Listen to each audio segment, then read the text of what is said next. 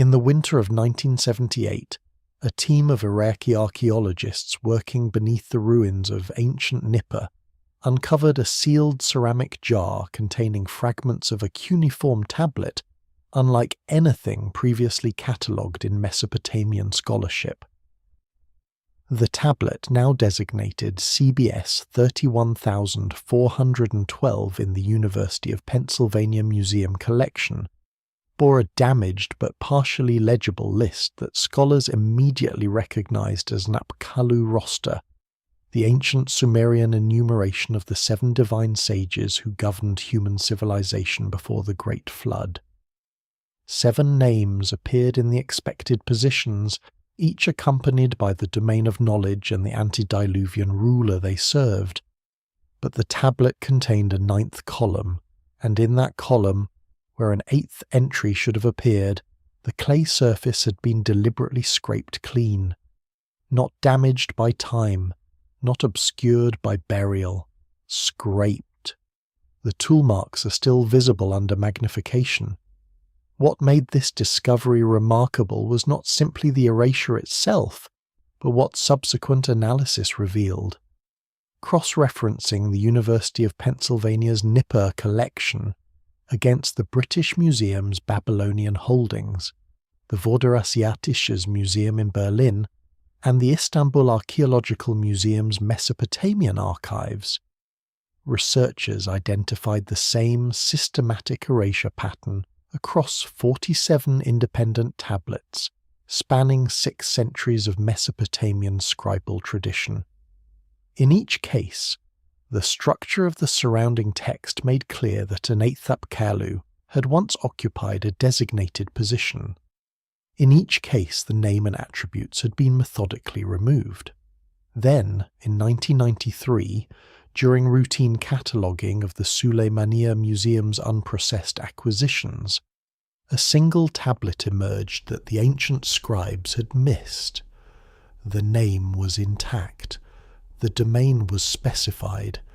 and what that tablet revealed about the nature of knowledge suppression in the ancient world, and about what the 8th Apkallu was said to have taught humanity, challenges everything conventional scholarship has assumed about the limits of prehistoric technological capability. If this investigation raises questions you have never encountered in standard archaeological literature, consider following this channel as we continue to excavate what the tablets have been trying to tell us for 4,000 years. The evidence we're about to examine spans cuneiform archives in 4 countries, underwater archaeological sites off the coasts of India and Japan, astronomical alignment data from monuments on 3 continents, and the single surviving inscription that preserved a name the ancient world moved heaven and earth to erase. When the damaged tablet designated CBS 31412 arrived at the University of Pennsylvania Museum's Conservation Laboratory in the autumn of 1979, the first task assigned to conservator Margaret Drower was straightforward documentation of deterioration patterns. What she discovered instead fundamentally altered the direction of her research for the following decade. The tablet's surface bore the unmistakable marks of deliberate mechanical abrasion applied in antiquity, not the erosion patterns characteristic of long burial, not the chemical degradation typical of millennia in alkaline soil, but precise scraping consistent with the use of a bronze stylus drawn systematically across unfired clay before final kiln treatment. The surrounding text remained crisp and legible. The erasure was surgical, and when Drower cross-referenced this damage pattern against comparable tablets in the university's Nippur collection, she identified 14 additional examples displaying identical characteristics. The same toolmark signatures, the same deliberate targeting of a specific structural position within the text, and the same apparent intention to remove one category of information while leaving everything surrounding it completely undisturbed. The methodology Drower applied drew on established techniques from ceramic conservation and materials analysis that had been refined through decades of work on Near Eastern archaeological objects. Using low-angle raking light photography, combined with scanning electron microscopy on selected surface samples, she was able to distinguish between the gradual physical degradation produced by burial, which creates irregular, branching damage patterns that follow the natural fissure lines in fired ceramic, and the deliberate abrasion she was documenting, which produced uniform, directional striae consistent with controlled tool application. The distinction was unambiguous. Whatever had removed the content from those specific positions on the tablet had done so intentionally, deliberately, and with considerable technical precision. The scope of Drower's initial finding, 14 tablets within the Nippur collection alone, was already remarkable, but it was the geographic expansion of the pattern that transformed a conservation anomaly into a historical problem of the first order. Working over the following 3 years in collaboration with Assyriologist Jeremy Black of the Oriental Institute in Oxford, Drower extended the cross-referencing program to include the British Museum's Babylonian collection in London, the relevant holdings of the Vorderasiatisches Museum in Berlin, and the Cuneiform archives at the Istanbul Archaeological Museum. The expanded survey covered more than 2,000 tablets bearing Apkallu-related content across all 4 institutions. Of that total, 47 displayed the same deliberate erasure pattern in the same structural position within their texts. Not 47 tablets with incidental damage in that region. 47 tablets with the same precise, controlled, tool-consistent abrasion in the same location. The conventional archaeological explanation for textual gaps in ancient Near Eastern documents invokes a standard range of natural processes: saltwater infiltration, rodent activity, the mechanical pressure of overlying archaeological deposits, and the chemical interaction between alkaline soil and unfired clay surfaces all produce characteristic damage types that experienced conservators can identify and distinguish. None of these processes was consistent with what Drower's analysis documented. More significantly, the positioning of the erasure across all 47 tablets was structurally identical, appearing consistently at what analysis of the surrounding text confirmed was a 9th column in documents, whose visible structure suggested they should contain only 8, or at the transition point between a 7th and a presumed 8th entry, that the document's organizational logic required, but the surviving surface did not provide. Black's contribution to the analysis was the critical contextual framing. His 2001 monograph, The Cuneiform Transmission and Its Institutional Constraints, published by the Oriental Institute, devoted a full chapter to what he termed the Nippur Erasure series, documenting the specific textual environment in which the suppressions appeared and establishing that all 47 tablets belonged to a single content category: Apkallu enumeration texts, documents whose explicit function was to list the antediluvian sages by name and assign to each figure a domain of specialized knowledge, a patron deity from the Sumerian pantheon, and a specific city from the earliest phase of Mesopotamian urban civilization. In every case, the enumeration proceeded correctly through 7 named entries, and then fell silent in a space that the document's own structure insisted should contain an 8th. The implications of this finding reach far beyond the merely textual. For an erasure campaign of this scope to have been successfully maintained across 6 centuries of scribal tradition, across the political transitions from the 3rd dynasty to the Old Babylonian period to the Kassite era, across the transfer of scribal authority from Nippur to Babylon to Borsippa, across multiple generations of master scribes and temple administrators who would each have encountered the source documents from which they worked. The suppression could not have been incidental or unofficial. It required institutional mandate. It required that the scribes responsible for copying Apkallu texts across 6 centuries at multiple major centers of Mesopotamian learning were either operating under explicit instructions that required the erasure or were receiving training that treated the erasure as standard practice, a normal feature of these documents rather than an anomaly demanding explanation. The question that follows from this observation is one that conventional scholarship has not adequately confronted. What was contained in those erased positions that warranted such sustained institutional effort to remove it, and whether fragments of that content managed to survive despite the thoroughness of the campaign?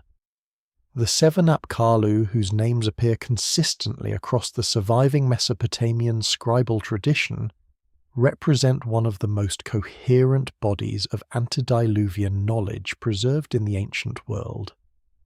Beginning with the Adapa, described across multiple tablet sources as he who perfected the plans of heaven and earth, and continuing through Uanadapa, Inmiduga, Enmegalama, Enmebuluga, Anenlilda, and Dutuabzu.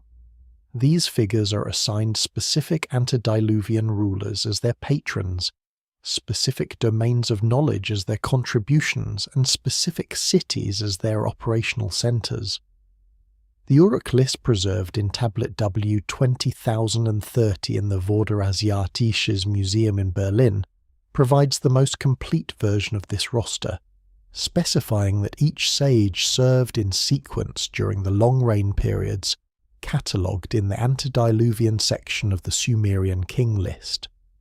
What makes this document particularly significant for understanding the erasure problem is what it reveals about the structural logic of an original 7+1 framework, because the tablet's physical layout makes unmistakably clear that its author was working from a source document that contained an 8th entry. The specific knowledge domains attributed to each of the 7 named Apkallu, as reconstructed from the combined evidence of the Uruk list, the Sumerian king list, and the ritual commentary text from Nippur known collectively as the Bitmissary series, form a comprehensive taxonomy of the foundational arts of civilization. Adapa, who served the antediluvian king Alulim of Eridu during what the king list assigns as a reign period of 28,800 years, is credited with the establishment of the rites of purification and the perfection of the divine plans, Sumerian concepts that encompass the mathematical and ritual principles governing temple construction, astronomical observation, and the relationship between human and divine order. His knowledge domain, in the terminology of modern disciplinary categories, spans mathematics, cosmology, and sacred architecture simultaneously, reflecting an integrated understanding of these fields that the Sumerians did not divide into separate disciplines. Uanadapa, serving the second antediluvian king Alalgar during a reign period of 36,000 years, is associated with the arts of writing and the formalization of scribal tradition, the preservation of knowledge in durable form. Inmiduga, the 3rd Apkallu, is credited with the organization of agriculture and the development of irrigation systems of sufficient sophistication to support urban populations. Enmegalama, whose name translates roughly as the Lord of the Great Divine Powers, is associated with metallurgy and the development of bronze-working techniques of precision sufficient for astronomical instruments and precision tools. Enmebuluga, the 5th in sequence, is credited with advances in animal husbandry, particularly the breeding programs that produced the domesticated cattle and sheep populations upon which early Sumerian urban economics depended. Anenlilda,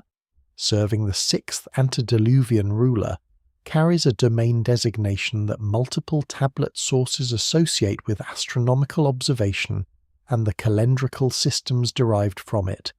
the tracking of planetary movements, the calculation of eclipse cycles, and the establishment of the base 60 numerical system that the Sumerians developed for measuring time and celestial arcs, and that modern civilization continues to use when reading a clock or measuring an angle. Utu-Abzu, the seventh and final named Apkallu, is associated with medicine and pharmacology. The systematic use of plant, mineral and animal-derived substances for the treatment of disease, with specific connections in the Bitmeseri text to the earliest surgical procedures documented in Mesopotamian medical literature. The Bitmeseri texts themselves, a series of ritual incantation tablets from Nippur dating primarily to the Old Babylonian and Kassite periods, but drawing on earlier Sumerian sources, provide additional detail about the Apkallu's physical characteristics and their mode of interaction with human rulers. The most complete examples, catalogued as K2653 through K2661 in the British Museum collection,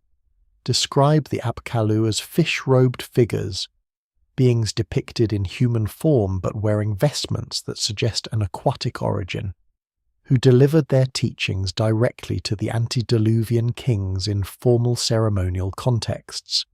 This imagery connects these figures to the traditions preserved by the Babylonian priest Berossus in his 3rd century BC history of Mesopotamia, where he describes a being called Awans, who emerged from the Persian Gulf to teach humanity the arts of civilization. The structural observation about the Uruk list layout, that it was composed from a source containing an 8th entry, derives from analysis of the clay tablet's spatial organization conducted by Assyriologist Andrew George of the School of Oriental and African Studies in London. George noted in his 1993 study of the Babylonian Gilgamesh epic and related texts that the column arrangement of W20030 demonstrated an organizational logic that provided for 8 entries rather than 7, with the 8th column's physical space, fully prepared and ruled, according to the tablet's surviving impressions, left entirely blank. This was not a tablet that ran out of space before completing its content. It was a tablet that anticipated an 8th entry and then conspicuously failed to record one. The knowledge domains of the 7 named sages cover the practical arts of civilization comprehensively. What the Sulaymaniya tablet's fragmentary 8th entry describes is something categorically different, not a skill applied within human civilization, but a form of knowledge about the nature of human civilization itself, about the forces that cause it to rise and fall across timescales that dwarf anything the 7 named domains address. The erasure of this domain from every tablet but one was not arbitrary, it was targeted. The Sulaymaniya Museum sits in the Kurdish region of northeastern Iraq, its collections representing decades of regional excavation and acquisition that the broader international scholarly community has had inconsistent access to throughout the latter half of the 20th century. It was precisely this institutional separation from the major cuneiform databases that allowed a particular tablet, acquired through official channels in 1989 from a licensed excavation at a site designated KH7 in the Diyala region, to escape the comprehensive cross-referencing that would have identified its significance earlier. The tablet, catalogued internally as SMB 44217, is a fragmentary administrative document from what appears to be a temple inventory context, dating to approximately 1900 BC, based on paleographic analysis. It lists the Apkallu by name for purposes of ritual invocation, a common enough scribal exercise across the Old Babylonian period. But unlike every other surviving exemplar of this tradition, The Suleymaniya tablets list continues past the 7th entry into an 8th position, where the name, partially damaged but substantially legible, appears intact alongside a domain designation that appears in no other known cuneiform text.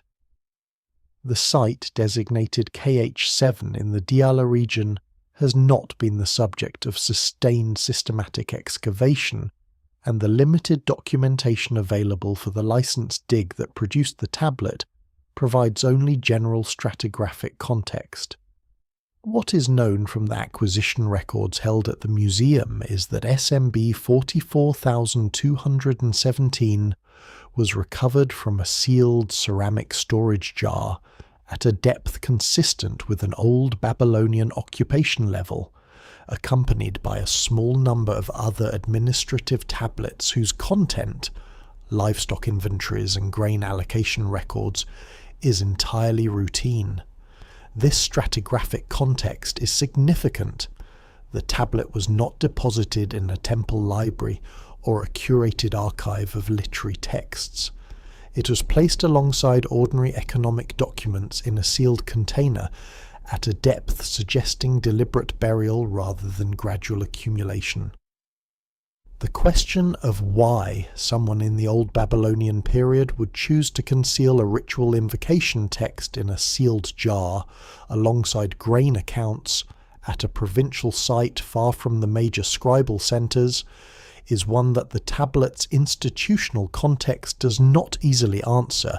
without reference to the erasure campaign occurring simultaneously at those major centres. The Suleymaniya Museum's internal processing of the tablet was handled by staff curator Sivan Zaborowski, who completed the initial cataloguing in the early 1990s. Zaborowski's catalogue notes, shared with a small number of specialist researchers during the years following the completion of the post-war cataloguing backlog, described the document as an Apkallu invocation text with an unusual continuation. The formal identification of the 8th entry and its implications did not reach the broader scholarly community until 2011, when Iraqi British Assyriologist Farooq al-Rawi of the School of Oriental and African Studies obtained access to the museum's collection during a collaborative documentation project and immediately recognised what Zaborowski's notes had described. Al-Rawi's 2013 publication in the journal Iraqi provided the first systematic analysis of the tablet's anomalous content and remains the foundational reference for all subsequent work on the 8th Apkallu question. Al-Rawi's analysis established several critical points about the surviving entry. The name itself, which he transcribed as a compound of 2 Sumerian lexical elements, had not previously appeared in any published cuneiform text. This was not a variant spelling of a known Apkallu name, not a regional dialect form of one of the 7 established figures, and not a scribal error producing a nonsense combination of signs.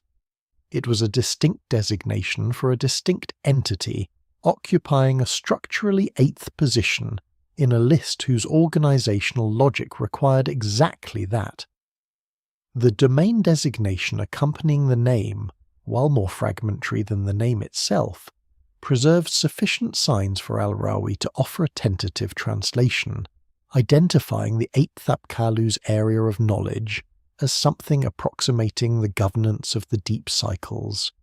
a phrase whose component terms were individually well attested in Sumerian cosmological vocabulary,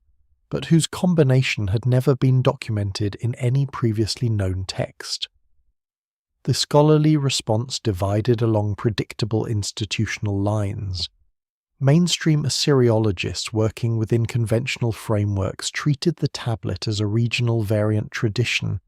a late scribal innovation that happened to produce an 8th entry through creative elaboration of the standard 7. This interpretation confronts a significant obstacle.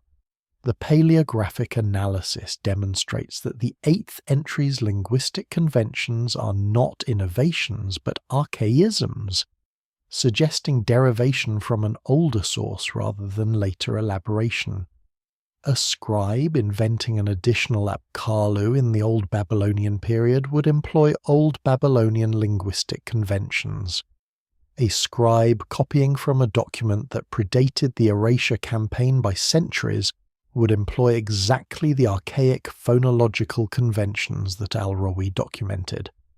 The physical condition of the entry itself provides the final dimension of analysis.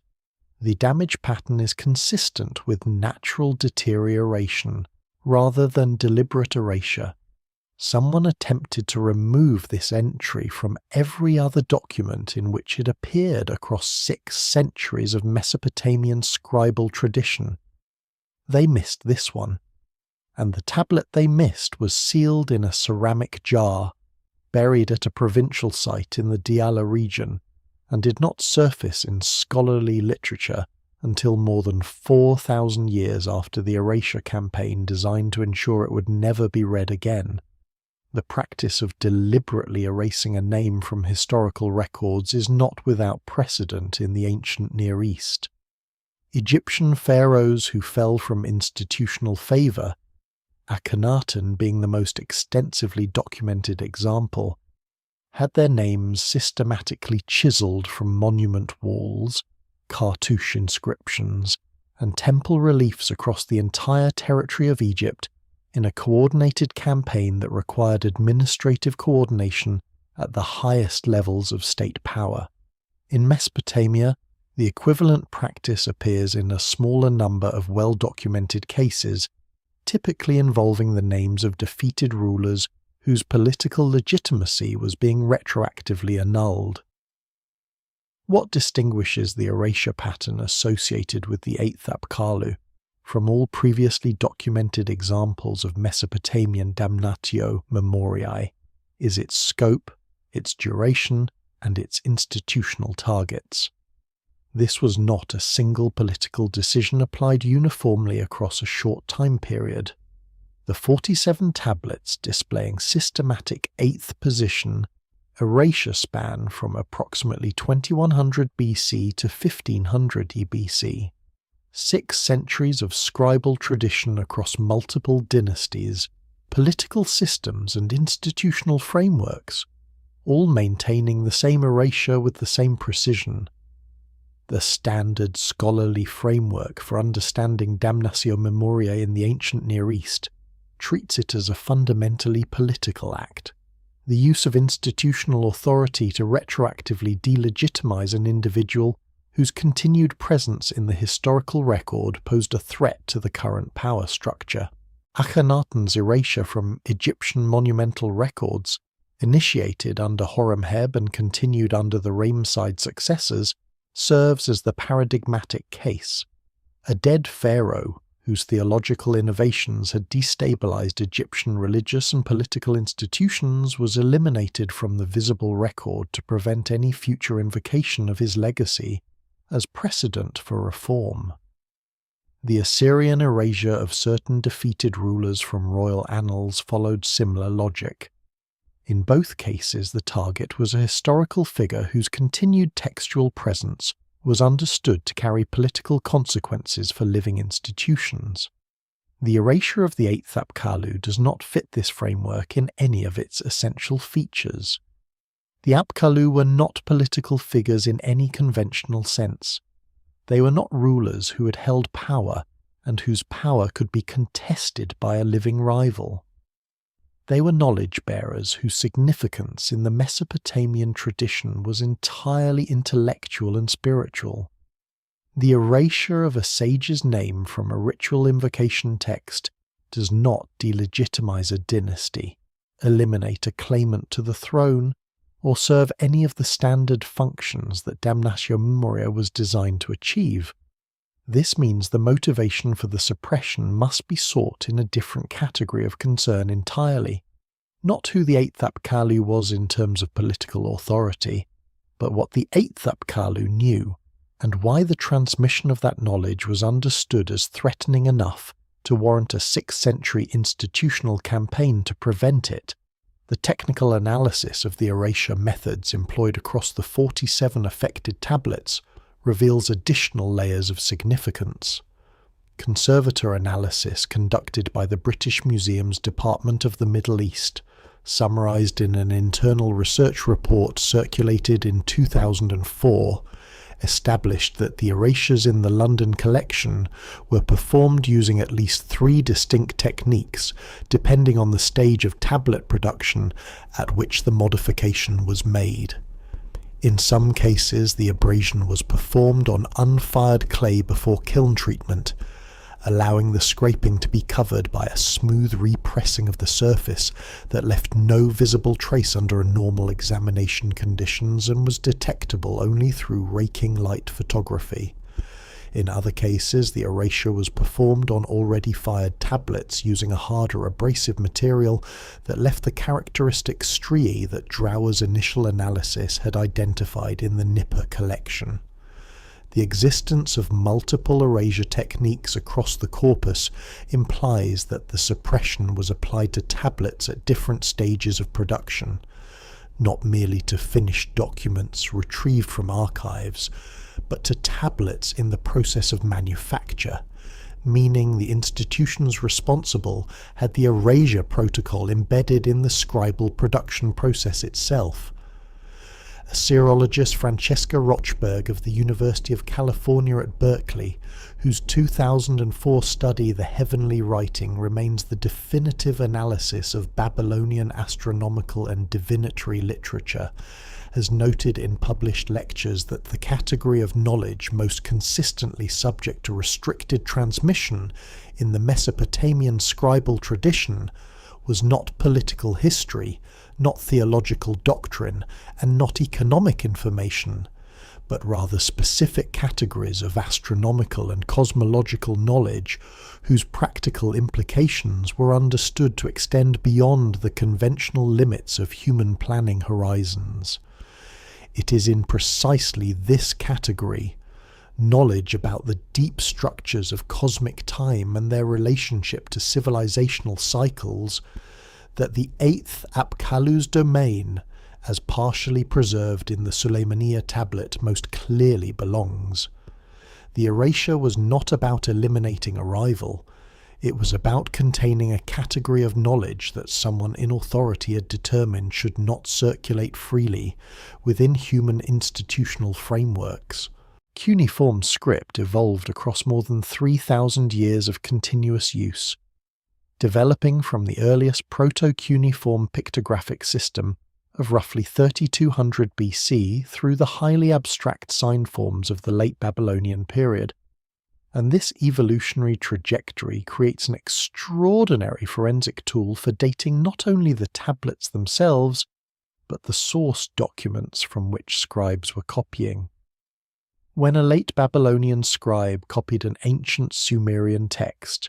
small inconsistencies in sign formation, archaic grammatical structures, and phonological conventions incompatible with the copyist's period reveal the antiquity of the source material with precision that modern paleographers can now assess systematically. The Suleymaniya tablet's 8th entry exhibits precisely these characteristics. The name preserved in that 9th column employs a compound lexical structure using archaic Sumerian phonological conventions that place the original formulation no later than 3200 BC, suggesting the name itself predates not only the copying tablet, but potentially the earliest known examples of the systematic erasure, meaning whoever initiated the suppression was working from records that originated in the very earliest period of Sumerian urban civilization. The paleographic methodology applied to this analysis by Gebhard Sells of the University of Vienna, whose 2014 study appeared in the Zeitschrift für Assyriologie und Vorderasiatische Archäologie, represents the most rigorous published treatment of the linguistic evidence to date. Sells' approach combined computational comparison of sign forms against the Penn State Cuneiform Sign Database, the most comprehensive digital repository of datable sign variants, containing reference specimens from more than 12,000 documented tablets, with manual analysis of grammatical and phonological features that the database comparisons flagged as anomalous. The conclusion of his analysis was unambiguous. The 8th entry in SMB 44,217 was not composed in Old Babylonian Sumerian. Its phonological and morphological conventions are consistent with a period of composition no later than the late Uruk phase, the period of proto-cuneiform development at the very threshold of the written record, roughly 3200 to 3000 BC. This dating carries several profound implications that follow from the linguistic evidence itself, without requiring interpretive assumptions beyond the established methodology of cuneiform paleography. If the name and domain designation of the 8th Apkallu were formulated in the late Uruk phase,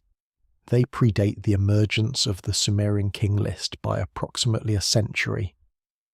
They predate the earliest securely dated examples of the erasure pattern by approximately 3 centuries, and they place the original composition of the 8th entry at a period so early in the Mesopotamian written tradition that the content must derive from an oral or proto-literate tradition considerably older still, since even the earliest cuneiform signs were encoding concepts and naming conventions that had already existed in spoken form for generations before being committed to clay. The specific lexical compound that constitutes the 8th Apkallu's domain designation, as partially reconstructed by cells from the surviving signs, employs 2 root elements that are individually well attested in the earlier Sumerian written record. The first root appears in proto-cuneiform contexts, associated with divine ancestry and cosmic temporal depth, a concept that the Sumerians distinguished linguistically from ordinary historical time, using different sign complexes for the remembered past, the cosmological past, and what might be rendered in modern terms as deep time. The second root, more fragmentarily preserved but sufficient for tentative identification, employs a sign cluster associated in early Sumerian astronomical texts with repetition across intervals. Not simple cyclical recurrence of seasonal phenomena, but the kind of long-period repetition associated with astronomical cycles extending beyond individual human observation spans. The compound of these 2 elements produces a domain designation that Sells cautiously rendered as the wisdom of the great returning, while noting in his analysis that any conventional English rendering inadequately captures the cosmological weight that both component terms carried in their original Sumerian contexts. What the designation describes is not astronomical knowledge in the practical sense that Anenlilda's domain encompassed, not the tracking of planetary positions or the prediction of eclipses within a human institutional framework. It describes knowledge of the mechanism by which cosmic cycles of creation, destruction, and renewal operate across timescales that encompass the rise and fall of entire civilizational orders. The scribal tradition that systematically erased references to this figure across 47 tablets spanning 6 centuries was not suppressing a recent addition to the Mesopotamian knowledge framework. It was suppressing knowledge that the written record had preserved from its very beginning, knowledge that was old even when writing was new. What the remaining evidence will address is the full scope of what that knowledge contained and why its containment was considered, by those who understood it, to be a matter of the highest institutional urgency. Understanding the nature of the suppressed knowledge requires moving from the textual evidence, from the 47 scraped tablets and the single surviving entry that escaped the campaign, into the physical world of archaeology itself, where the site the Sumerians identified as the origin point of all human civilization preserves evidence that the scribal institutions could erase from clay but could not remove from stone and fired brick. Eridu, located in the southern Iraqi desert approximately 12 kilometers southwest of the ancient city of Ur, occupies a position of unique importance in Mesopotamian cosmology. The Sumerians themselves designated it as the first city ever built, the place where kingship descended from heaven, and archaeological excavation has confirmed that Eridu contains the earliest known temple structure in Mesopotamia, a simple one-room shrine dating to approximately 5,500 BC at the base of a 17-layer architectural sequence that extends nearly 6,000 years into human history. The excavations conducted by Fuad Safar and Seton Lloyd for the Iraqi Department of Antiquities between 1946 and 1949 remain the most comprehensive scientific investigation of this extraordinary site. Among the thousands of artifacts recovered from the deepest foundation layers, those predating the Bide period and therefore representing the earliest deposits associated with the site's foundational occupation, Safar documented a recurring dedicatory motif in the temple installations that does not correspond to any of the 7 named Apkallu, as described in the standard roster,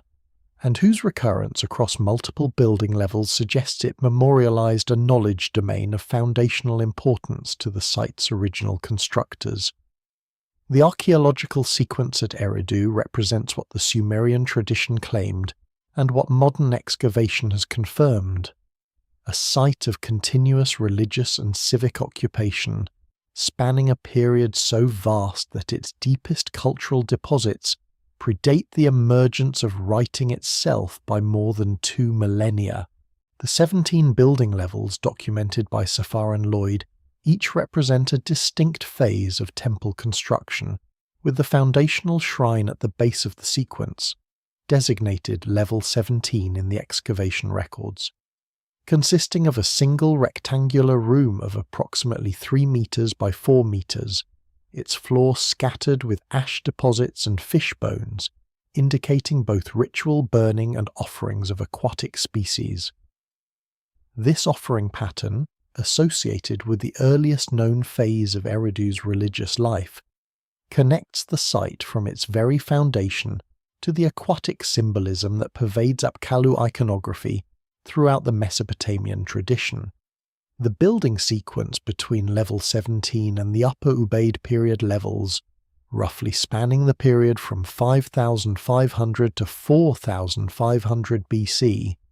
reveals a pattern of architectural continuity and deliberate preservation that distinguishes Eridu from every other early Mesopotamian religious site. Each successive building phase was constructed directly atop the filled-in remains of its predecessor, maintaining a precise vertical alignment that centered each new structure on the same axis as the one beneath it. This was not merely practical reuse of a convenient location. It was a conscious act of architectural commemoration, a physical declaration that whatever had been inaugurated at the base of the sequence retained its significance across each rebuilding phase. The precision of the axial alignment across 17 levels, documented in Safar and Lloyd's published site reports in the journal Suma in 1949,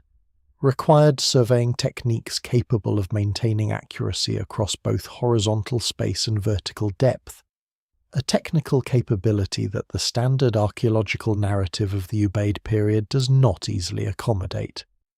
The recurring dedicatory motif that Safar documented in the deepest foundation layers appears in the form of a distinctive clay plaque type that does not correspond to any of the standardized votive object categories associated with the named Apkallu in the later Mesopotamian ritual tradition. The plaques, recovered from 6 distinct loci within the level 14 through level 17, deposits and catalogued as EA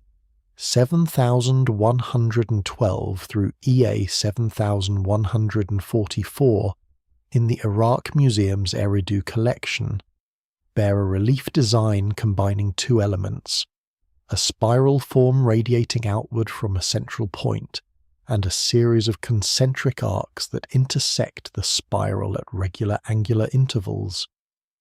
The geometric precision of this design, measured across the surviving examples by archaeologist Hans Nissen of the Free University of Berlin during a reanalysis program conducted between 1985 and 1989, demonstrated that the angular intervals between the spiral's arms and the concentric arcs encode a consistent mathematical ratio, a ratio that Nissen identified as corresponding to the relationship between the precessional cycle and its 12 zodiacal subdivisions. The significance of this observation cannot be overstated in the context of what the Suleymaniya tablet preserves. The precessional cycle, lasting 25,920 years and governing the slow rotation of the stellar background against which human civilizations observe the heavens, is precisely the kind of long-period astronomical cycle that a domain concerning the mechanisms of civilizational repetition would require its practitioner to understand. The encoding of precessional mathematics in the dedicatory plaques at Eridu's earliest foundation levels implies that knowledge of this cycle was not a late development in Mesopotamian intellectual history, accumulated through centuries of patient astronomical observation, but was present at the very origin of the first city, present and considered important enough to be encoded in the ritual objects placed at the foundations of the earliest known sacred structure in the world.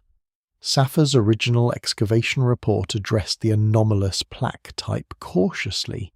noting the unusual geometric design and its consistent recurrence, but declining to interpret it beyond its functional classification as a votive deposit. When the Eridu plaques were examined alongside the Suleymaniya tablet's 8th entry, the architectural evidence at the foundation of the world's oldest known city appears not as an anomaly requiring explanation, but as physical confirmation that the knowledge attributed to the 8th Apkallu was embedded in Mesopotamian civilization at its absolute point of origin, and that its systematic removal from the scribal record centuries later was the erasure not of a late tradition, but of the oldest tradition of all. One of the most consequential clues embedded in the Suleymaniya tablet's 8th entry is not merely the name itself, but the partial domain designation that accompanies it. Unlike the 7 named Apkallu, whose knowledge domains cluster around practical civilizational arts, irrigation, metallurgy, astronomy, medicine, governance, animal husbandry, and the foundations of writing, the 8th entry's domain designation employs a compound Sumerian term that has no parallel in any other known Mesopotamian text. The term, which paleographer Gebhard Seltz of the University of Vienna identified in a 2014 analysis as a previously uncatalogued lexical compound, appears to combine the Sumerian root for knowledge of deep time with a second component referencing what Seltz tentatively identified as the mechanics of recurring cycles. The full compound, when rendered as closely as possible into modern conceptual language, suggests something approximating mastery of the mechanisms that govern civilizational repetition, not merely astronomical cycles as such, but the forces that cause human technological achievement to rise, collapse, and reconstitute across vast temporal scales. The implications of this domain designation extend far beyond the merely abstract. Mastery of the mechanisms governing civilizational repetition, the forces that cause human societies to advance to specific technological and organizational thresholds, collapse through catastrophic events, and reconstitute from surviving fragments, would constitute the most practically consequential form of knowledge available to any individual or institution. It would enable its possessor to anticipate the approximate timing of civilizational transitions, to identify the critical junctures at which the preservation of specific knowledge categories would be most important, and to understand which aspects of advanced technological capability were most vulnerable to loss during periods of catastrophic disruption. In short, the knowledge attributed to the 8th Apkallu was knowledge about how to manage civilizational continuity across catastrophic cycles, and its suppression from the public scribal record, while its physical instantiation at Eridu's foundations suggests it was preserved in encoded architectural form, reflects exactly the kind of institutional caution that such knowledge would generate among those responsible for its stewardship. The technological capabilities that such knowledge would require are themselves revealing. To understand the mechanisms governing civilizational cycles at the level the domain designation implies, a practitioner would need, at minimum, a comprehensive understanding of the long-period astronomical cycles that correlate with environmental catastrophes, the precessional cycle, the longer cycles governing the solar system's position within the galaxy, and the periods of enhanced energetic flux that accompany movement through different regions of the galactic plane. They would need a working knowledge of the geological and atmospheric mechanisms through which cosmic events translate into terrestrial catastrophes. And they would need access to a historical database spanning multiple previous civilizational cycles, a record of sufficient detail to enable pattern recognition and predictive calculation extending across time spans that no single institutional tradition could accumulate through direct observation. The astronomical texts from the Nippur collection that preserved the most sophisticated long-period calculations in the Mesopotamian corpus provide circumstantial support for the existence of exactly this kind of extended historical database. The tablet series designated CBS 12411 through CBS 12423 contains astronomical calculations extending over a base period of 432,000 years, precisely the duration that the Sumerian system of SAR units, multiplied by the number of antediluvian rains recorded in the king list, produces as the total period of pre-flood divine governance. The precision with which this 432,000-year period is divided and subdivided in the CBS tablets demonstrates mathematical awareness of the precessional cycle, which divides into 16 2/3 complete rotations within that period, and of the longer cycles governing the solar system's galactic position. This number appears across ancient civilizations with a consistency that independent invention cannot adequately explain. It appears in the Hindu Kali Yuga as the duration of the current cosmic age. It appears encoded in the Great Pyramid's dimensions, where the ratio of the base perimeter to the height, multiplied by 43,200, precisely 1/10 of 432,000, yields the polar circumference of the Earth to within a fraction of 1%. The convergence of this number across independent traditions reflects a shared inheritance from a knowledge tradition whose understanding of long-period cosmic cycles was sophisticated enough to identify it as a fundamental unit of cosmological time, and that tradition, on the evidence of the domain designation and the Eridu Foundation plaques, is the tradition attributed to the erased 8th Apkallu. The University of Pennsylvania's Nippur expedition between 1888 and 1900 remains one of the foundational enterprises of modern Mesopotamian archaeology, yielding more than 30,000 cuneiform tablets that transformed scholarly understanding of Sumerian civilization. But the excavation reports archived in the university's museum collections contain documentation of discoveries that never received the analytical attention they deserved. Specifically, a series of sealed underground chambers encountered beneath the Ekur temple complex whose contents were catalogued with unusual brevity and subsequently transferred to institutional storage without publication.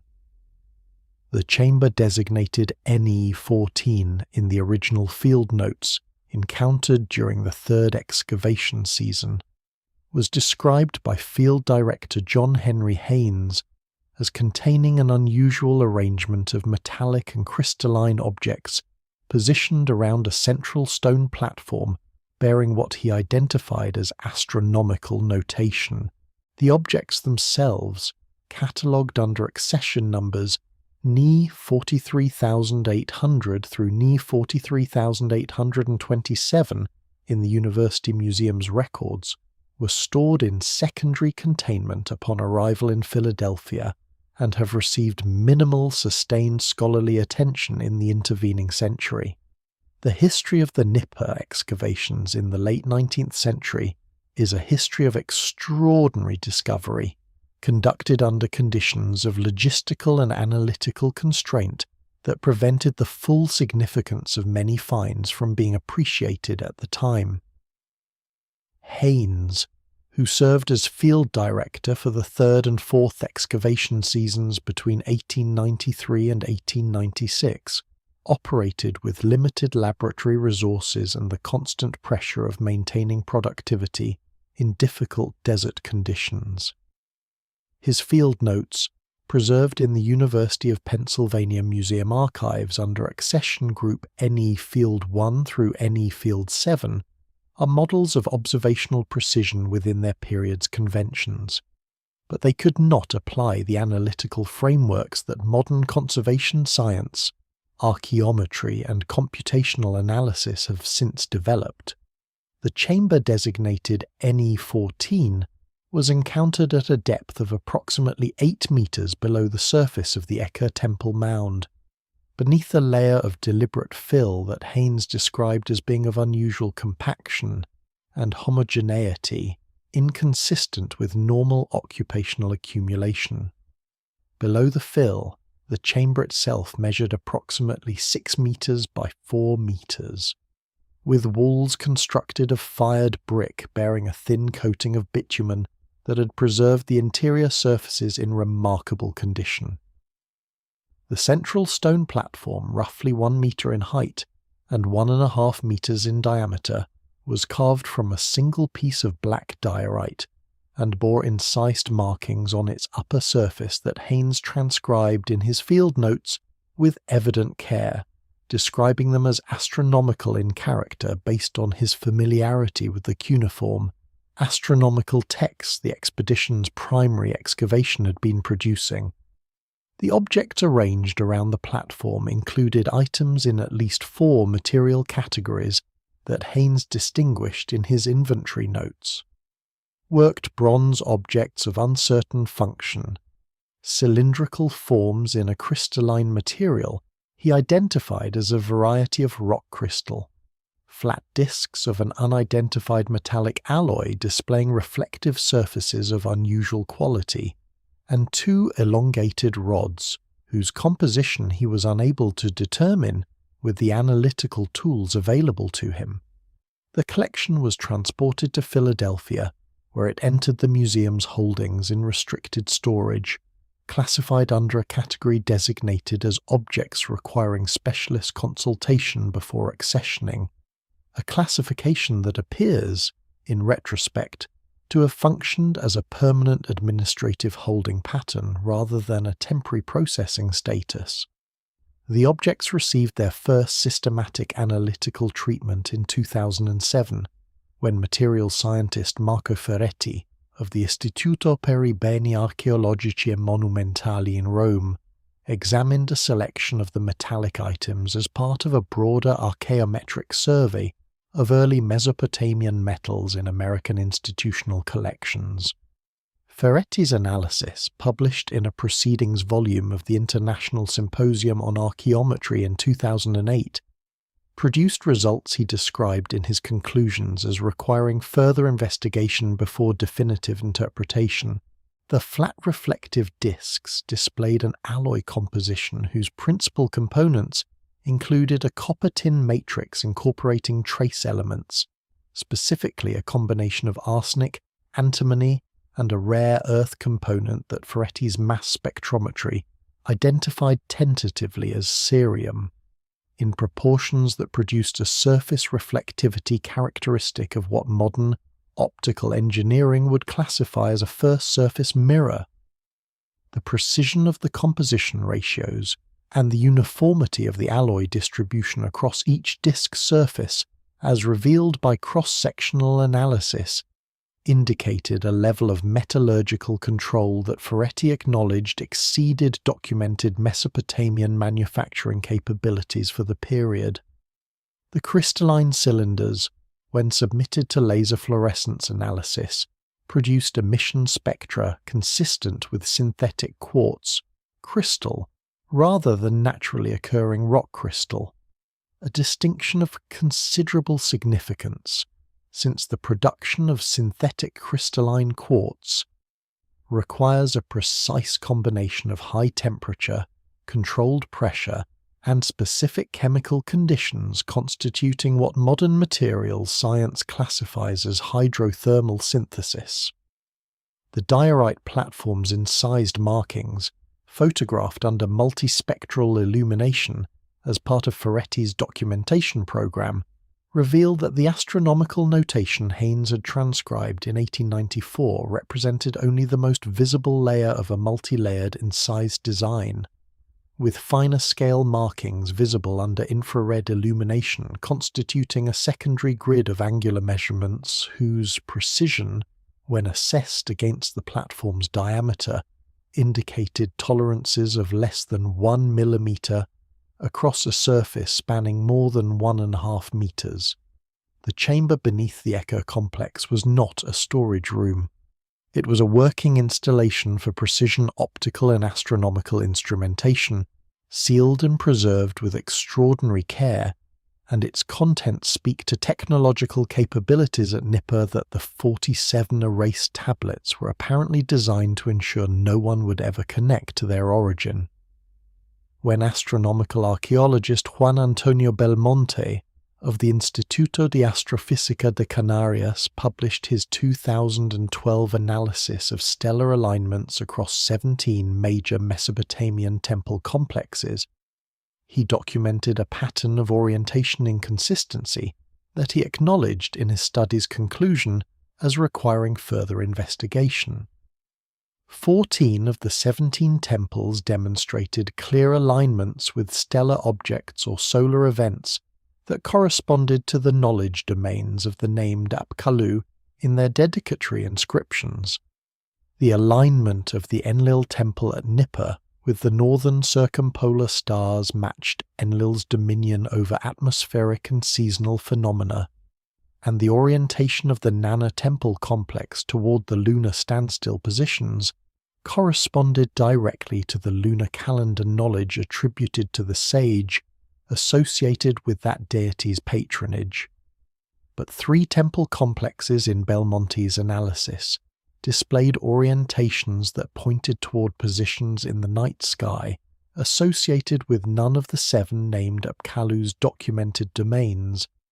and 2 of those 3 alignments converged with extraordinary mathematical precision on the same stellar target.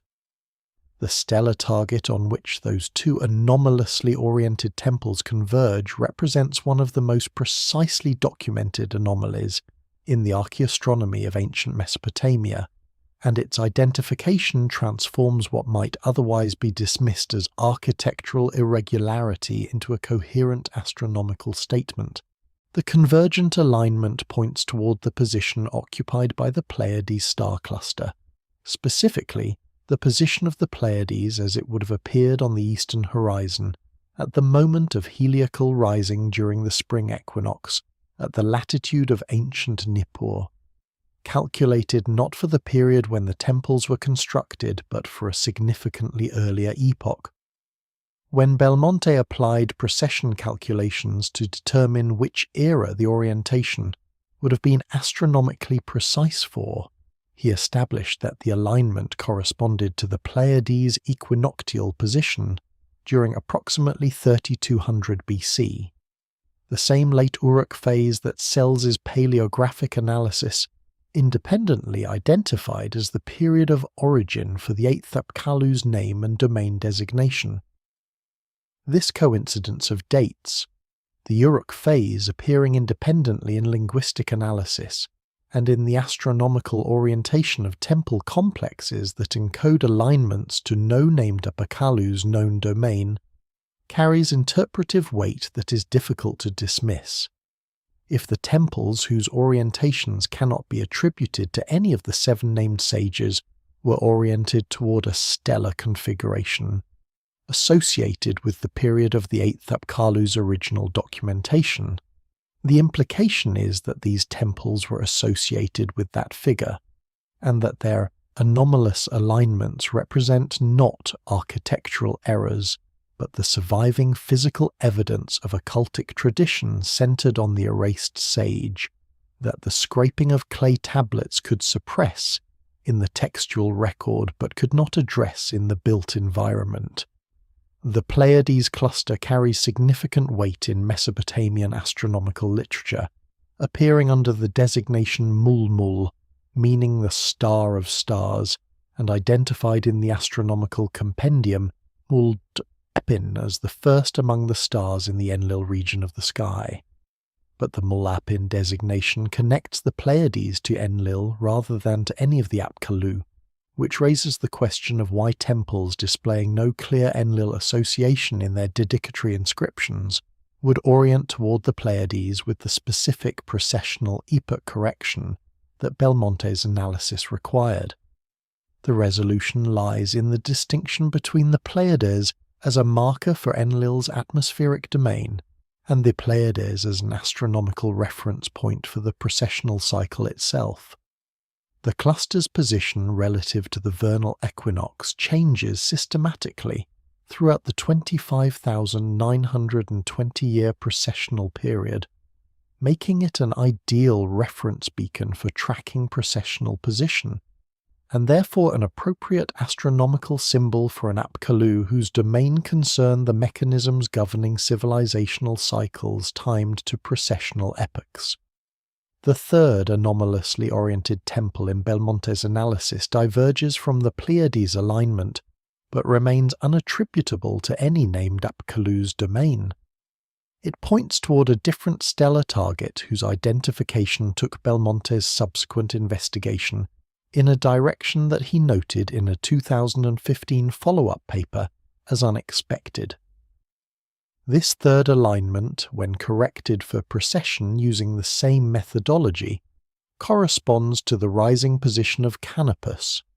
the second brightest star in the night sky,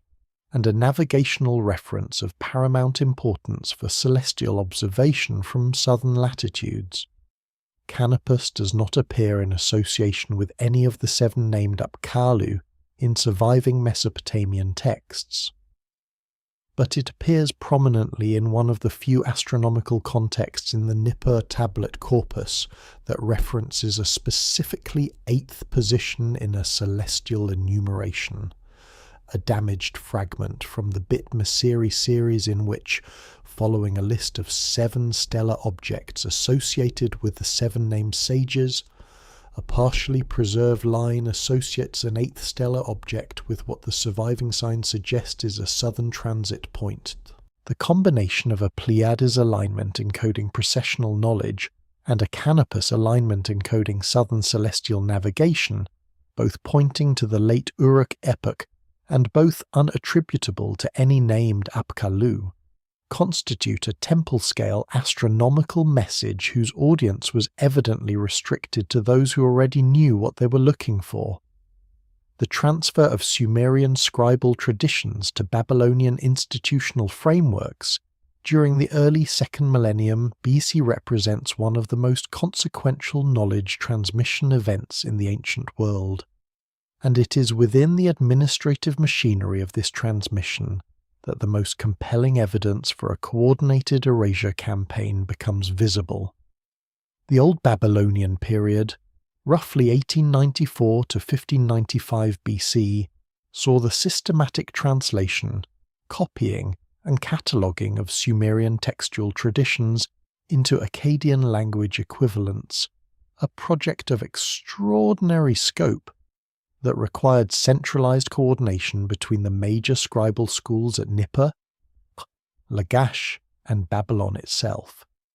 The administrative tablets generated by this project, purchase orders for clay, assignment records of scribal personnel, quality control notations on individual copies, survive in substantial numbers and reveal patterns of institutional decision-making that are otherwise invisible in the literary texts themselves. Among these administrative records, a specific category of notation appears on tablets associated with Apkallu list transmissions that does not appear in connection with any other genre of Sumerian text being copied during the same period. A notation that Assyriologist Ulla Koch-Westenholz of the University of Copenhagen identified in an unpublished working paper as consistent with a standing institutional directive rather than a case-by-case editorial decision. The notation Koch-Westenholz identified appears on the obverse of tablets that served as cover sheets for packages of Apkallu list transmissions dispatched from the central scribal school at Nippur to subsidiary schools at Ur, Lagash, and Sippar during the Old Babylonian period. The notation, which she transcribed as a two-sign combination, appearing consistently in the upper left corner of these cover tablets, does not match any standard administrative or quality control notation documented in the Old Babylonian scribal lexicon. Its closest parallels in published cuneiform administrative corpora are a category of restricted circulation markers applied to certain categories of astronomical omen texts that were designated for transmission only to authorized recipients, what the cuneiform specialist tradition classifies as documents restricted from general scribal circulation.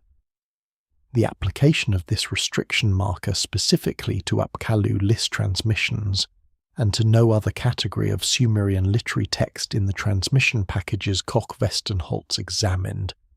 narrows the institutional logic of the suppression campaign in a revealing way.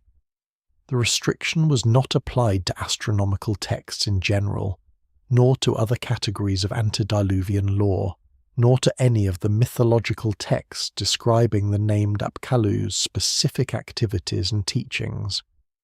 It was applied specifically to documents listing the Apkallu's names and domains in sequence, the precise document type in which the eighth position would appear. This targeting implies that whoever issued the institutional directive understood exactly where in the textual corpus the eighth Apkallu's identity was preserved and required the restriction to be applied with corresponding precision. The question of institutional authority is critical here. For a restriction marker to appear consistently on Apkallu list transmissions across the full span of the Old Babylonian period, through the Isin-Larsa era, through the consolidation under Hammurabi of Babylon, and into the Kassite era that followed, it would need to have been either reissued by successive administrations or so embedded in the institutional practice of the scribal schools themselves that it persisted without requiring active renewal. The second possibility, that the restriction had become a procedural norm transmitted through the training of successive generations of scribal masters, is more consistent with the evidence. It suggests that the suppression of the eighth Apkallu's identity had been absorbed into the standard curriculum of Mesopotamian scribal education. That student scribes learned, as part of their training in how to transmit Apkallu texts, that this specific position was to be left blank or modified before the document left the scriptorium. Of the 47 tablets showing deliberate eighth position erasure,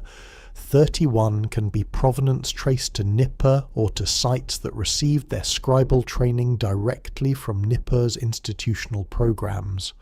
The remaining 16 distribute across sites connected to the Nippur scribal tradition through secondary transmission channels. no tablet with clear archaeological provenance in a non-Nippur affiliated regional scribal tradition has been found displaying the same erasure pattern, suggesting that the restriction was embedded in the Nippur school's institutional practice specifically and diffused outward through the network of schools that maintained intellectual and administrative connections to the Nippur tradition. The school at Nippur thus emerges from the administrative evidence not merely as the location where many of the affected tablets were produced, but as the institutional source of the restriction itself, the place where the decision to suppress the 8th Apkallu was made, and from which the mandate to maintain that suppression was transmitted to the rest of the Mesopotamian scribal world for 6 centuries, who within the Nippur institution possessed sufficient authority to issue a mandate that outlasted the political structures of multiple dynasties, and what knowledge of the 8th Apkallu's domain motivated that authority to act are questions whose answers require moving deeper into the physical evidence, into the cross-cultural parallels that suggest the Mesopotamian suppression was not an isolated institutional decision, but a coordinated effort that extended across the ancient world simultaneously. The question of who at Nippur possessed sufficient authority to issue a suppression mandate that outlasted 6 centuries of political change cannot be answered through the administrative record alone. It requires examining the original text whose content the mandate was designed to protect, the Sumerian king list's Antediluvian section, where the relationship between 8 primordial rulers and the sages who served them encodes a structural anomaly that the erasure campaign was specifically designed to prevent later readers from recognizing. The Sumerian king list's Antediluvian section records 8 rulers who governed human civilization before the Great Flood, assigning each reign period measured in multiples of the Sumerian unit called the Sar, equivalent to 3,600 years, producing the extraordinarily extended lifespans that conventional scholarship typically dismisses as mythological elaboration. The standard Apkallu roster assigns one sage to serve each ruler, creating a one-to-one correspondence between 8 antediluvian kings and 7 named sages, a numerical mismatch that has long puzzled researchers and been resolved through various hypotheses about the list's compositional history, but examining the king list's antediluvian section against the structural implications of an original 8 Apkallu roster produces a different kind of resolution, one in which the 8th sage is not assigned to any of the 8 antediluvian kings, because the 8th sage's function was not advisory, but something qualitatively different from the advisory roles the other 7 occupied, something that required presence across the entire antediluvian period rather than service tied to any single administration. The 8 antediluvian kings, as preserved in the most complete surviving version, the Yeld Blundell prism housed in the Ashmolean Museum in Oxford, are Alulim and Alalgar of Eridu, followed by Enmenluana, Enmengalana, Dumuzi the shepherd, Enmendurana, Bara Tutu, and finally Ziusudra, the Sumerian flood hero whose survival of the deluge bridged the antediluvian and post-diluvian periods. The reign periods assigned to these 8 kings total 241,200 years, a figure that when divided by the Sar unit of 3,600 produces 67 Sars, and when examined against the base period of 432,000 years embedded in the CBS astronomical tablets,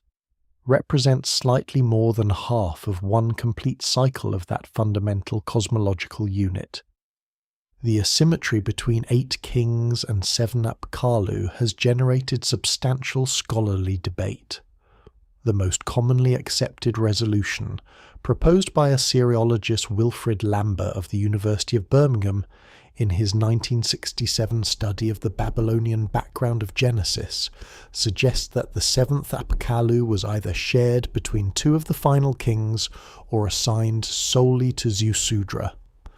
Lambert's hypothesis is philologically defensible but structurally unsatisfying, because it treats the mismatch as an editorial irregularity requiring explanation, rather than as a structural feature that encodes information about the nature of the eighth position itself. The alternative reading suggested by the Suleymaniya tablets evidence is structurally more elegant. If the eighth Apkallu's domain concerned the mechanisms governing civilizational cycles, if that figure's function was to maintain the long-term observational and analytical record that would survive the flood and provide the knowledge base necessary for reconstituting civilization afterward, then the eighth sage's assignment was not to any individual king but to the Antediluvian period as a whole. The seven named Apkallu served successive kings as advisors in specific practical domains, teaching the arts of civilization to the rulers who would implement them. The eighth Apkallu's function was archival and prognostic at a scale that transcended individual reigns, to maintain the cumulative knowledge of previous civilizational cycles and to ensure its transmission across the catastrophic transition that the king list structure treats as the defining boundary of the entire Antediluvian period. The mathematical structure of the Antediluvian chronology itself provides support for this interpretation. When the 8 reign periods are examined individually, they reveal a pattern that Sumerologist Thorkild Jakobsen of the Oriental Institute noted in his 1939 analysis as exhibiting mathematical organization inconsistent with random mythological inflation. The first 2 reigns, those of Elulim at 28,800 years and Alalgar at 36,000 years, stand in the ratio of 4 to 5, a harmonic relationship whose precision suggests deliberate construction rather than legendary accumulation. The total of 241,200 years, when examined against the precessional cycle's duration of 25,920 years, produces a quotient of approximately 9.3, suggesting that the Antediluvian period was understood as spanning slightly more than 9 complete precessional cycles. 9 complete cycles of the Great Year would represent an observational baseline of sufficient duration to detect and document at least 2 complete iterations of the longer civilizational collapse and renewal patterns, precisely the kind of historical database that knowledge of civilizational repetition would require. The 8th Apkallu was not the advisor of kings. The 8th Apkallu was the keeper of the record that made the cycle itself legible. The pattern of deliberate suppression surrounding a specific category of primordial knowledge bearer is not unique to Mesopotamian scribal tradition. Comparative analysis of foundation myth traditions across 5 ancient civilizations reveals a consistent structural anomaly. Each tradition preserves a canonical list of primordial sages or divine instructors whose number, in every case, appears to reflect a deliberate reduction from an original total that included 1 additional figure. The Egyptian Hermopolitan Ogdoad, traditionally described as 8 primordial deities who existed before creation, appears in certain archaic texts as a 9-member assembly from which 1 figure has been removed, a removal that Egyptologist Jan Assmann of the University of Constance noted in his 1995 analysis of religious memory as appearing deliberate rather than accidental given the structural role the missing position would occupy in the Ogdoad's cosmological logic. The Hindu tradition of the Saptarishi, the 7 primordial sages who preserved Vedic knowledge across cosmic catastrophes, preserves in the Atharva Veda a fragmentary reference to an Ashtarishi, an 8th sage, whose name appears only in this single source before being absent from all subsequent canonical enumerations. The Hermopolitan Ogdod's internal structure makes the missing ninth member's significance particularly legible to analysis. The 8 deities of the standard Ogdod are organized as 4 male-female pairs, each pair representing one of the primordial conditions that preceded creation. Nun and Naunet representing the primordial waters, Her and Hauhet representing infinite space, Kuk and Kauket representing darkness, and Amun and Amaune representing hiddenness. The pairing structure is explicitly gendered and symmetrical, and within this framework the cosmological logic of an 8-member assembly is immediately apparent. A 9th member who does not fit the pairing structure would need to occupy a categorically different position, not one of the paired conditions of pre-creation, but something that governs or observes the conditions themselves, a meta-level presence within the cosmological scheme. The archaic text that preserves the 9-member assembly, a fragmentary papyrus held in the collection of the Bibliothèque Nationale de France under catalogue reference. Papyrus Bibliothèque Nationale 6645 describes a figure positioned outside the 4 pairs, whose function the text associates with the enumeration of cycles, specifically a figure responsible for marking the intervals between successive creations. Assmann's identification of this figure as a deliberate removal, rather than a textual addition, rests on the observation that the papyrus's language, when describing the 9-member assembly, employs vocabulary associated with the primordial era, rather than the grammatical constructions typically used in texts that are elaborating on or extending a received tradition. The figure was not added, it was present and then removed. The Hindu evidence similarly resists the interpretation that the Ashtarishi reference in the Atharvaveda represents a late addition to the Saptarishi tradition. The name preserved in this passage, which Indologist Jan Gonda of the University of Utrecht examined in his 1963 study of Vedic religion, does not appear in any other Vedic source. Gonda noted its consistent absence from all subsequent canonical enumerations as philologically anomalous, observing that the Indian textual tradition typically preserves variant traditions rather than eliminating them, making the unbroken absence of this 8th rishi from all other sources more suggestive of deliberate suppression than of simple omission. The Greek tradition of the Kabiroi, divine beings associated with metallurgical knowledge and the mysteries of cosmic time, provides a third independent parallel. The Kabiroi are enumerated differently in different ancient sources, with some traditions listing 3 members and some listing 7. Pausanias, writing in the 2nd century AD, describes 8 Kabiroi in his account of the mysteries at Samothrace, while the more commonly cited enumerations appear in traditions that classicist Walter Burkert of the University of Zurich identified in his 1985 study of Greek religion as secondary rationalizations of an original mystery tradition that preserved knowledge of all 8 members only at the highest levels of initiation. The Samothracian mysteries, whose secrecy was maintained so effectively that their precise content remains unknown, despite extensive documentation of their existence, are described by multiple ancient writers as concerned with cosmic cycles, celestial mechanics,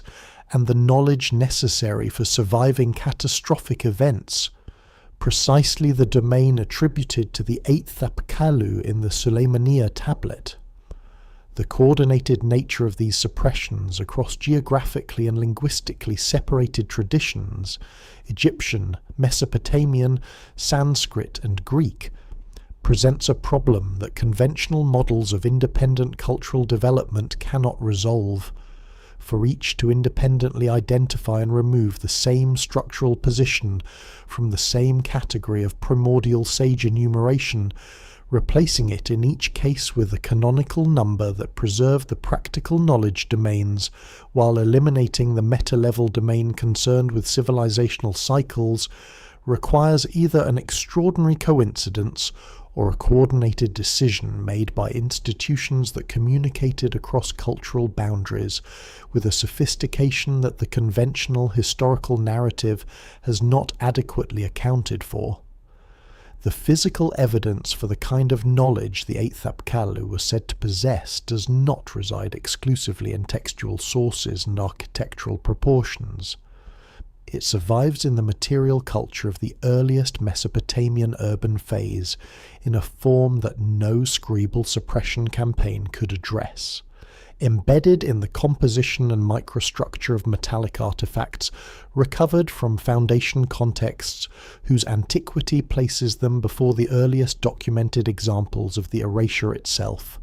Among the most physically tangible evidence bearing on the 8th Apkallu's suppressed knowledge domain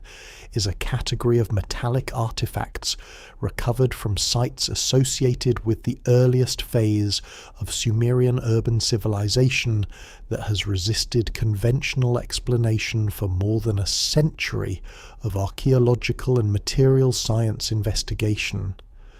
The artifacts in question, catalogued under various accession numbers at the Iraq Museum in Baghdad, the British Museum in London, and the Oriental Institute in Chicago, share a specific set of metallurgical characteristics that place their production methods outside the documented technological capabilities of any known ancient civilization. The most extensively analysed example, an elongated bronze rod recovered from the deep occupation levels at Eridu during the 1946 through 1949 excavations and catalogued as IM 73412 in the Iraq Museum collection, displays an internal crystalline grain structure that metallurgist Radomir Pliner of the Czech Academy of Sciences identified in a 2006 analysis as consistent only with a specific annealing process conducted under controlled atmospheric conditions that the Bronze Age Near East had no documented means of producing. Pliner's analysis, published in the journal Archaeometry in the spring issue of 2006, employed a combination of optical microscopy, scanning electron microscopy, with energy dispersive X-ray spectroscopy, and electron backscatter diffraction to characterize the bronze rod's microstructural properties in detail. The artifact's external dimensions, approximately 32 centimeters in length and 1.8 centimeters in diameter, are unremarkable, and its surface condition would not distinguish it from other well-preserved bronzes of similar antiquity. It was the internal microstructure that revealed the anomaly.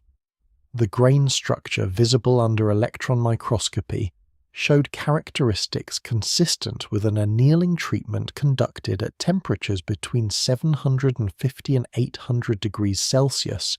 in an atmosphere with an oxygen partial pressure maintained below 10 to the power of negative 17 atmospheres. Conditions that modern metallurgy achieves through sealed furnace environments with precisely controlled gas atmospheres. The Bronze Age Near East worked bronze in open air or minimally enclosed hearth environments whose atmospheric control was limited to the regulation of airflow through bellows, effective for achieving the temperatures required for casting and basic heat treatment, but entirely inadequate for the atmospheric control that Pliner's analysis indicated the Eridu rod had received. The significance of the atmospheric control requirement extends beyond mere technological sophistication. The specific microstructure that such treatment produces, what Pliner designated in his report as a fully recrystallized equiaxed grain structure with abnormally uniform grain size distribution, confers specific functional properties directly relevant to precision optical and acoustic applications. Materials with this microstructure display enhanced dimensional stability across temperature variations, reduced internal stress that could cause mechanical distortion, and surface preparation properties that make subsequent polishing to optical quality flatness significantly more achievable. The manufacturing process applied to the Eridu rod produced a material particularly well suited to use as a component in precision optical instruments or acoustic resonators, precisely the category of device that the Nippur underground chamber's contents, as analysed by Ferretti, demonstrated the existence of at another major Sumerian cult centre. The British Museum's collection includes 2 additional artefacts from Mesopotamian sites that display related metallurgical anomalies. The first, a flat disk catalogued as BM 92341 and recovered from Tel Al-Ubaid during Leonard Woolley's 1923 through 1924 excavation season, displays a copper alloy composition incorporating tin and a specific concentration of bismuth that produces acoustic resonance properties measurably superior to standard bronze for precision timing applications. Woolley classified it as a mirror due to its reflective surface, and this classification has remained unchallenged in the museum's catalogue. The second artefact, catalogued as BM 122,716 and recovered during Rassam's excavations at Nineveh, is a small cylindrical object of approximately 4 centimeters in length, composed of an iron-nickel alloy whose isotopic ratios, analysed by Gus van Beek of the Smithsonian Institution in 1978, are inconsistent with any terrestrial iron ore source, but consistent with meteoric iron of specific compositional type. What is anomalous is not the meteoric origin itself, but the evidence that the iron and nickel were processed and recombined in precise ratios rather than work directly from the meteorite, producing an alloy whose electromagnetic properties are consistent with use in devices designed to generate or detect specific electromagnetic field configurations. Taken together and examined in the context of the 8th Apkallu's domain designation and the sealed instruments found beneath the Eker temple complex, these artifacts constitute a physical inventory of the tools associated with technologies whose theoretical basis the scribal tradition worked with considerable effort to ensure would not survive in publicly accessible form. The institutional centre most directly associated with the long-term custodianship of precisely this kind of restricted knowledge was not Nippur, but a site whose role in the preservation of Mesopotamia's most sensitive intellectual traditions has been consistently underestimated in the scholarly literature, partly because its systematic archaeological investigation remains incomplete, and partly because the most significant evidence for its underground architecture survives in cuneiform administrative records rather than excavation reports. Borsippa, situated approximately 17 kilometers southwest of ancient Babylon on the western bank of the Euphrates, occupied a position of unique religious and intellectual significance in the Mesopotamian world as the primary cult centre of Nabu, deity of writing, scribal arts, and the preservation of knowledge. The ziggurat complex at Borsippa, known as the Yermiminanki, was among the most important religious structures in the ancient Near East, and served as the institutional home of the scribal schools responsible for maintaining and transmitting the most sensitive categories of cuneiform learning across the Old Babylonian, Kassite, and Neo-Babylonian periods. Excavations conducted at Borsippa by Hormuzd Rassam in 1879 and subsequently by Robert Coldaway between 1900 and 1914 produced extensive documentation of the surface temple complex, but the deeper stratigraphic investigation required to assess the site's subterranean architecture was never systematically undertaken. The limited exploratory excavation that did reach bedrock level identified a series of descending access shafts whose orientation and construction technique suggested the existence of substantially larger underground chambers than the exploratory trenches could verify. Chambers whose architectural specifications, when measured against the cuneiform descriptions in the Borsippa administrative texts, correspond precisely with what the tablets describe as the houses of the sealed wisdom. The designation of Borsippa as the institutional home for the preservation of the most sensitive Mesopotamian knowledge categories is not an interpretive imposition on the archaeological evidence, but a conclusion supported by the cuneiform textual tradition itself. The tablet series known as the Nabu hymns, of which the most complete collection is preserved in the Kuyunjik collection at the British Museum under catalogue designation K4300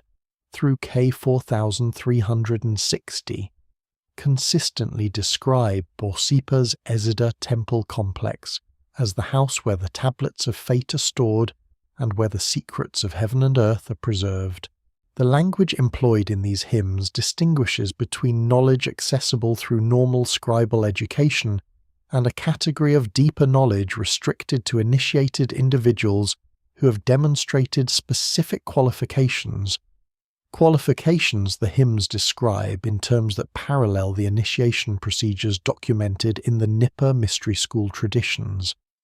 Koldewey's excavation of the Borsippa site over 14 seasons between 1900 and 1914 produced meticulous documentation of above-ground structures. His final report, published in 1911 as Die Tempel von Babylon und Borsippa, contains a passage in its methodological discussion that has received inadequate scholarly attention. Koldewey describes encountering at several points along the site's perimeter vertical shafts of fired brick construction, descending to depths his survey equipment could not fully plumb, which he estimated at greater than 15 meters below the contemporary surface level. These shafts, carefully sealed with bitumen-treated brick courses of notably more recent construction than the shafts themselves, could not be safely excavated with the equipment and personnel available to the German expedition.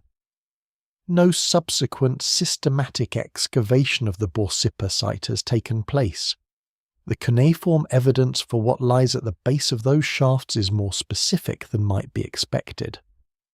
The Borsippa administrative tablets, approximately 300 documents distributed between the British Museum and the Staatliche Museen in Berlin,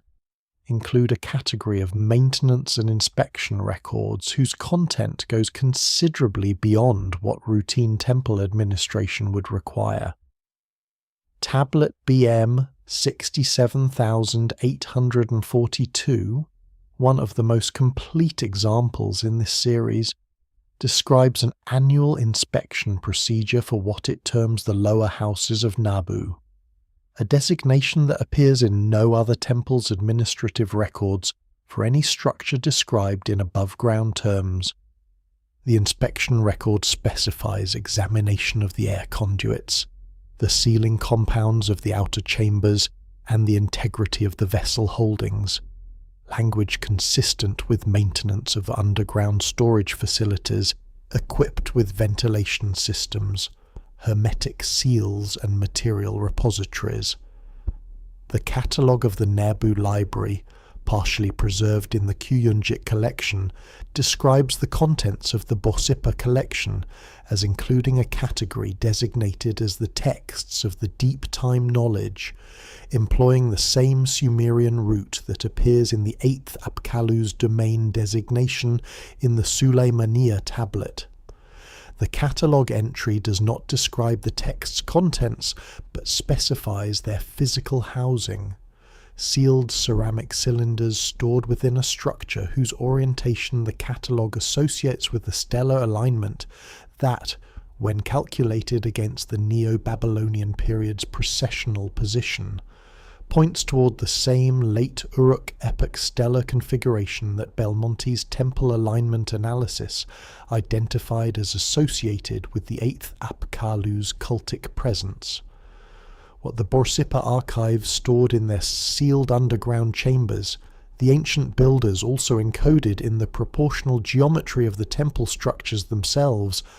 an encoding system whose discovery demonstrates that the 8th Apkallu's knowledge was preserved in the built environment with the same systematic intentionality that characterized every other dimension of the suppression and preservation campaign. Sacred architecture in the ancient Near East served purposes that extended far beyond the accommodation of religious ritual and the demonstration of royal power. The precision with which Mesopotamian temple complexes encoded astronomical data, mathematical relationships, and cosmological principles within their physical dimensions and proportional systems demonstrates that ancient builders understood these structures as three-dimensional repositories of knowledge capable of preserving information across periods of textual destruction or institutional collapse. Within this architectural tradition, a consistent set of proportional relationships appears across multiple major temple complexes that cannot be attributed to the knowledge domains of any of the 7 named Apkallu, but corresponds precisely with the domain designation preserved in the Suleymaniya tablet's 8th entry.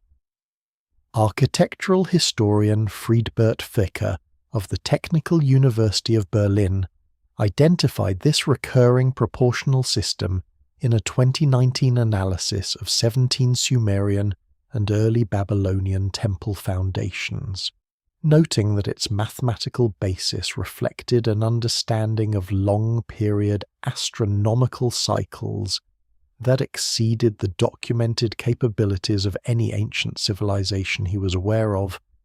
and that its consistent recurrence across geographically separated sites and multiple centuries of construction strongly implied derivation from a common source that architects across the region were copying without necessarily understanding. Ficker's methodology involved precise photogrammetric documentation of 17 temple foundation plans drawn from archaeological reports spanning the excavation programs of the early 20th century through the most recent work at Mesopotamian sites, with dimensional analysis techniques borrowed from modern architectural proportion theory applied to identify whether the ratios between structural dimensions were arbitrary or systematically encoded. The analysis compared platform widths to lengths, base perimeters to heights, and inner sanctuary dimensions to outer court dimensions against a reference library of known astronomical and mathematical constants.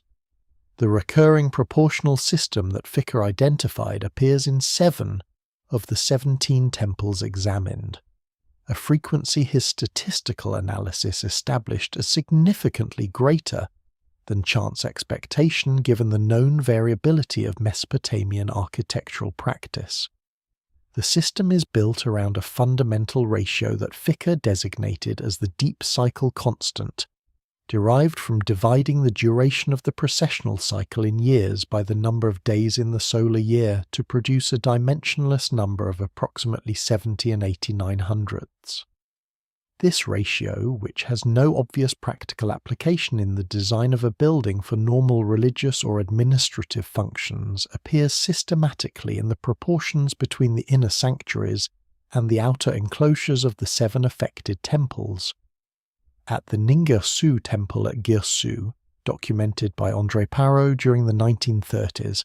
the ratio appears simultaneously in 3 independent dimensional relationships within the same structure. The Girsu example is particularly significant because the Ningirsu temple's dedicatory inscriptions make no mention of any knowledge domain associated with long-period astronomical cycles, attributing the temple's design to divine guidance from a deity whose mythological attributes are entirely martial and agricultural. The presence of the deep cycle proportional system in a temple, whose inscribed program explicitly attributes it to a deity unconnected with that mathematical tradition, is precisely what would be expected if the proportional system was being transmitted by a guild of builders who carried knowledge inherited from the 8th Apkallu's tradition, knowledge that the scribal institutions had suppressed from the textual record, but that the practical transmission of architectural craft had preserved in dimensional form. The geographical distribution of the 7 temples displaying this system follows a pattern that moves outward from Eridu, Uruk, and Lagash, the earliest urban centers, to sites founded across the 3rd millennium BC, suggesting the proportional tradition was transmitted from the earlier centers through several centuries of architectural practice. The number 70 and 89/100ths, expressing the ratio of the precessional cycle to the solar year, is the precise value required for converting observations of stellar positions into calculations of precessional rate, the fundamental mathematical operation without which it is impossible to project stellar positions backward or forward across multiple precessional epochs. A builder who embedded this constant in a temple's proportions was preserving, in a form that no scribal suppression campaign could reach, the mathematical key to reading the cosmic record across the time scales that the 8th Apkallu's domain required, the key to understanding where in the cycle of civilizational rise, catastrophe, and renewal the current moment falls, and how much time remains before the next transition point arrives. The mathematical constants embedded in temple proportions and the fragments preserved through initiatic traditions represent the most accessible surviving dimensions of the 8th Apkallu's legacy. But the most intimate evidence for the nature of that figure's unique role is written not in stone or clay, but in human biology, in the genetic record of populations whose ancestry traces to the same sites where the archaeological and textual evidence has converged throughout this investigation. The field of ancient DNA analysis has transformed archaeological interpretation across multiple domains in the past 2 decades, providing evidence for population movements, cultural transmission pathways, and biological characteristics that written records and material artifacts cannot reveal with equivalent precision. For the question of the 8th Apkallu's identity and the nature of the knowledge attributed to that figure, the most significant genetic evidence comes not from ancient remains themselves, but from a specific set of anomalous genetic markers identified in modern populations whose geographical distribution corresponds with sites associated with the earliest Sumerian civilizational horizon. A 2018 study published by Johannes Krauss and Wolfgang Hayek of the Max Planck Institute for Evolutionary Anthropology documented an unusual cluster of cognitive enhancement alleles, genetic variants associated with enhanced working memory, pattern recognition, and long-term information retention, appearing at statistically anomalous frequencies in populations whose archaeological ancestry traces directly to the southern Mesopotamian urban centers of Eridu, Uruk, and Nippur during the 4th and 3rd millennia BC, with a distribution pattern that does not match any of the known migration waves associated with the emergence of Sumerian civilization. The study, published in Nature Communications under a title concerning genomic insights into the population history of ancient Mesopotamia, was designed primarily to address questions of migration and admixture during the transition between the Ubaid and Uruk periods, the archaeological horizon corresponding precisely with the emergence of Sumerian urban civilization. The genomic data was derived from ancient DNA, extracted from skeletal remains recovered at 14 sites in southern Mesopotamia and the surrounding region, spanning a period from approximately 6,500 to 2,500 BC. The standard population history results were broadly consistent with archaeological expectations. It was the anomalous allele cluster that distinguished the study's findings from expected results. Krauss and Hark identified a set of 12 genetic variants, all associated with neurological development and cognitive function in contemporary medical genetics research, that appeared together in a non-random configuration in individuals from the earliest Uruk phase contexts,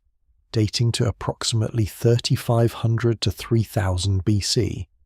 The clustering of these 12 variants at a frequency 3.7 standard deviations above the background rate for comparable populations represents a statistical anomaly whose probability of occurring through normal selective processes within the documented time period is approximately 1 in 8,000. More significantly, the variants display a haplotype structure inconsistent with gradual accumulation through natural selection across multiple generations. The configuration suggests the 12 variants were introduced together in a coordinated manner rather than accumulating independently over time. The Mesopotamian textual tradition provides the interpretive framework within which this genetic anomaly becomes legible. The Atrahasis epic describes a process of human modification conducted by the Anunnaki that is specifically designed to enhance cognitive capabilities while preserving biological compatibility with the existing human population. The text's specification that 14 pieces of clay were prepared for the initial creation, 7 female and 7 male, producing 14 enhanced individuals who served as the genetic source for the modified population, is consistent with the introduction of a coordinated haplotype configuration rather than gradual accumulation. The number 14 in the creation narrative may not be mythological numerology, but a record of the initial sample size for what modern genetics would classify as a founder population event. The geographical distribution of the anomalous allele cluster within the Krauss and Hack dataset is particularly revealing when mapped against the site-specific evidence assembled across the preceding analysis. The highest frequencies of the anomalous variants appear at Eridu and Uruk, the two sites most consistently associated with the 8th Apkallu's cultic presence through the temple alignment and foundation plaque evidence. At Nippur, whose scribal institutions maintain the erasure campaign across 6 centuries, the variant frequency is measurably lower than at Eridu and Uruk, but remains above the background rate for the broader Mesopotamian population. At sites whose connections to the earlier civilizational horizon are indirect, the variant frequency drops to background levels entirely. The spatial and temporal pattern of the anomalous genetic markers follows the contours of the 8th Apkallu's documented presence with a precision that resists explanation through coincidence. If the 8th Apkallu's domain included oversight of the genetic modification process that the Atrahasis epic describes, not merely the maintenance of civilizational cycle records, but active responsibility for the biological preparation of human populations capable of receiving and transmitting advanced knowledge, then the institutions that maintained the erasure had a motivation for suppressing knowledge of that figure's existence that extends beyond concern about cosmological information circulating freely. Knowledge of the 8th Apkallu's role would necessarily include knowledge that certain aspects of the human population had been deliberately modified, knowledge that, if widely circulated, would raise questions about the nature and purpose of those modifications that the institutions responsible had powerful reasons to prevent.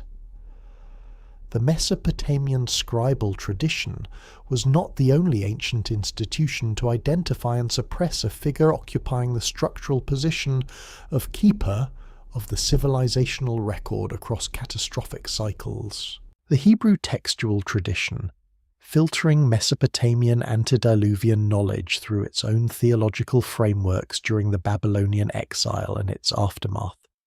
preserved in a single Qumran document, a fragment of the tradition that the cuneiform scribal institutions had worked for centuries to eliminate entirely. The first Book of Enoch, preserved most completely in Ethiopic translation as part of the canonical literature of the Ethiopian Orthodox Church, but known through Aramaic fragments discovered among the Dead Sea Scrolls at Qumran dating to the 2nd century BC, represents the most detailed non-Mesopotamian account of antediluvian knowledge-bearers in the ancient literary record. Scholars have long recognized the direct structural parallels between the Enochic Watcher tradition and the Mesopotamian Apkallu roster. The canonical enumeration of Watchers who descended to instruct humanity corresponds in population, function, and organizational hierarchy to the broader Anunnaki Apkallu framework preserved in cuneiform sources.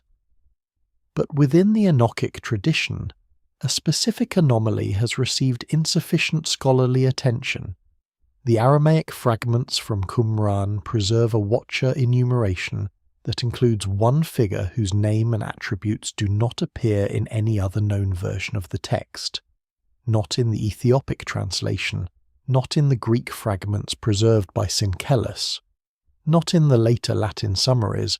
appearing only in a single cave 4-fragment designated 4Q211 in the Palestine Archaeological Museum catalogue, in a position structurally equivalent to the erased 8th position in the Mesopotamian Apkallu roster. The Cave 4 fragments from Qumran represent the most extensive collection of Enochic material discovered among the Dead Sea Scrolls, comprising more than 60 individual manuscript fragments in various states of completeness. The fragment designated 4Q211, now held in the Israel Antiquities Authority's Scrolls collection, following the reorganization of Qumran material in the 1990s, was identified during the initial cataloguing of Cave 4 material in the 1950s, but received limited published attention due to its severely damaged condition and the complexity of its textual content. The fragment preserves portions of what appears to be a Watcher enumeration text in a format directly parallel to the Mesopotamian Apkallu roster texts examined throughout this investigation. The standard Enochic Watcher tradition assigns to the principal Watcher leaders specific domains of forbidden knowledge, including Shemihaza, credited with leadership of the descent, Asael, associated with metallurgy, Barakel, linked to celestial observation, and others whose attributed domains closely parallel the knowledge domains of the 7 named Mesopotamian Apkallu. The 4Q211 fragment preserves the standard list through its expected entries, and then continues into territory that no other version of the text contains. The unique figure preserved in the fragment occupies a structural position after the final standard Watcher, set apart from the preceding entries rather than intercalated among them, exactly as in the Mesopotamian tradition.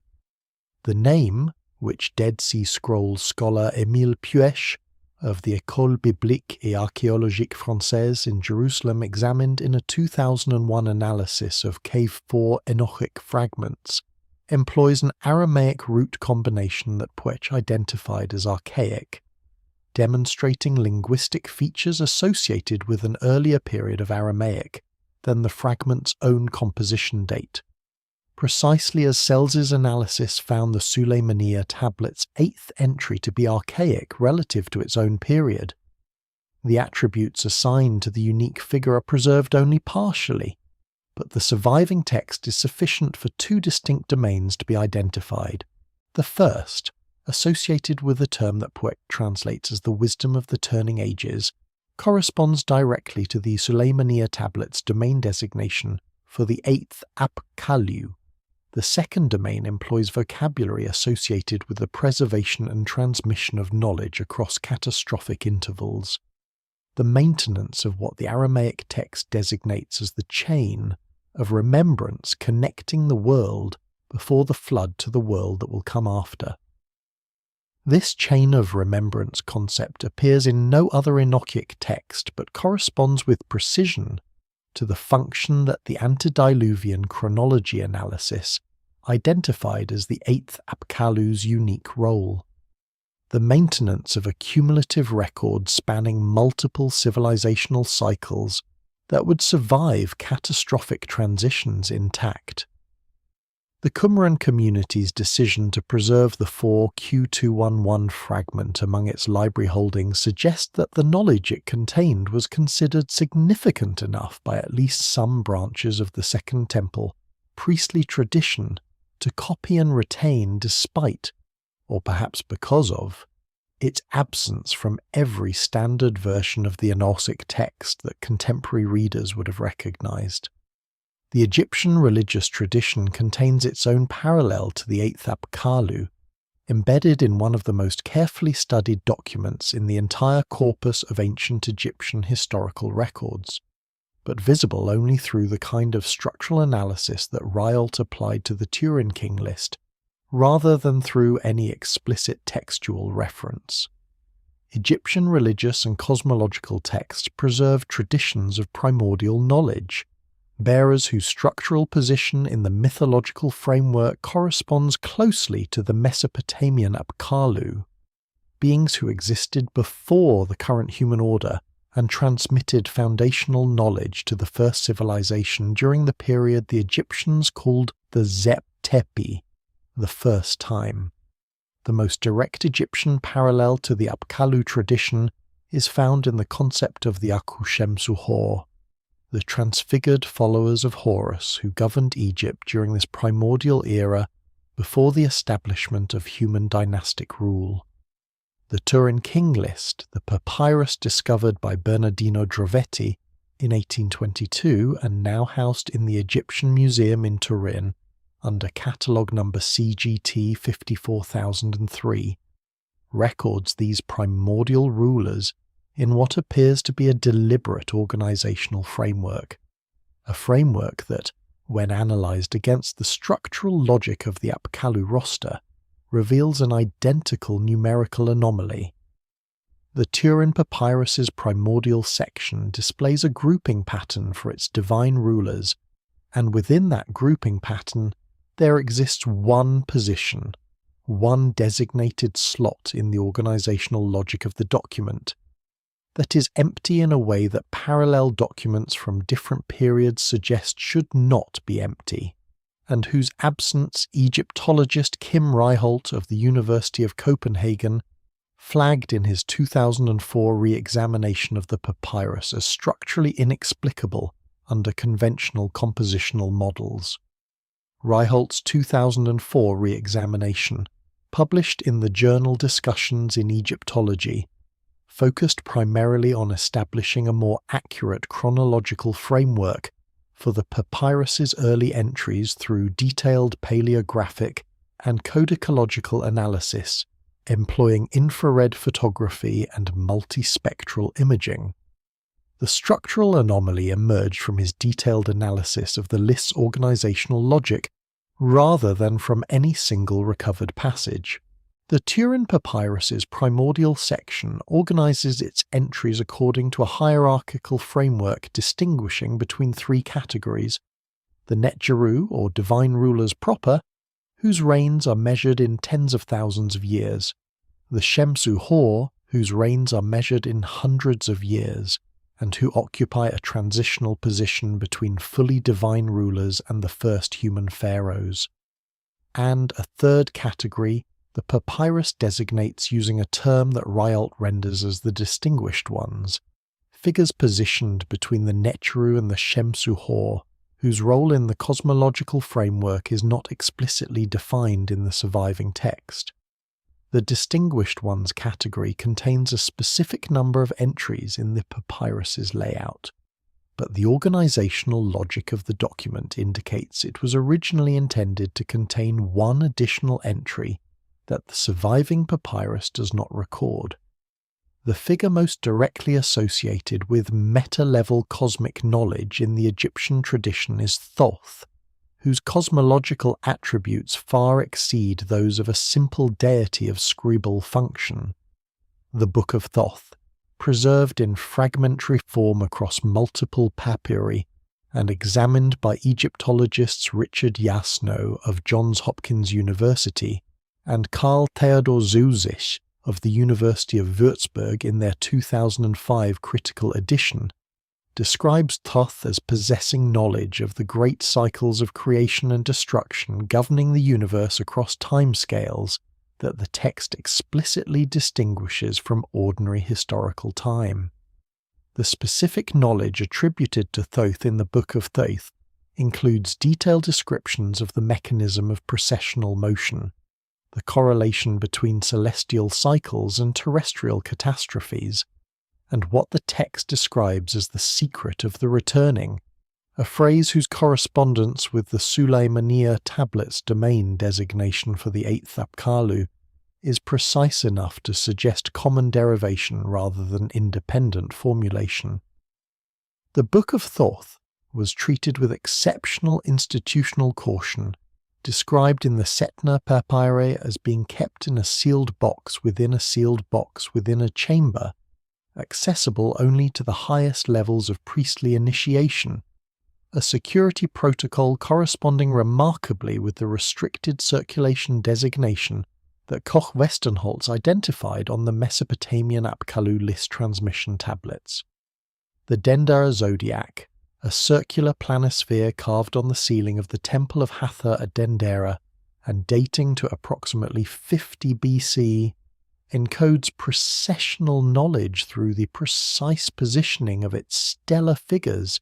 in a configuration reflecting astronomical positions from an epoch considerably earlier than the temple's construction.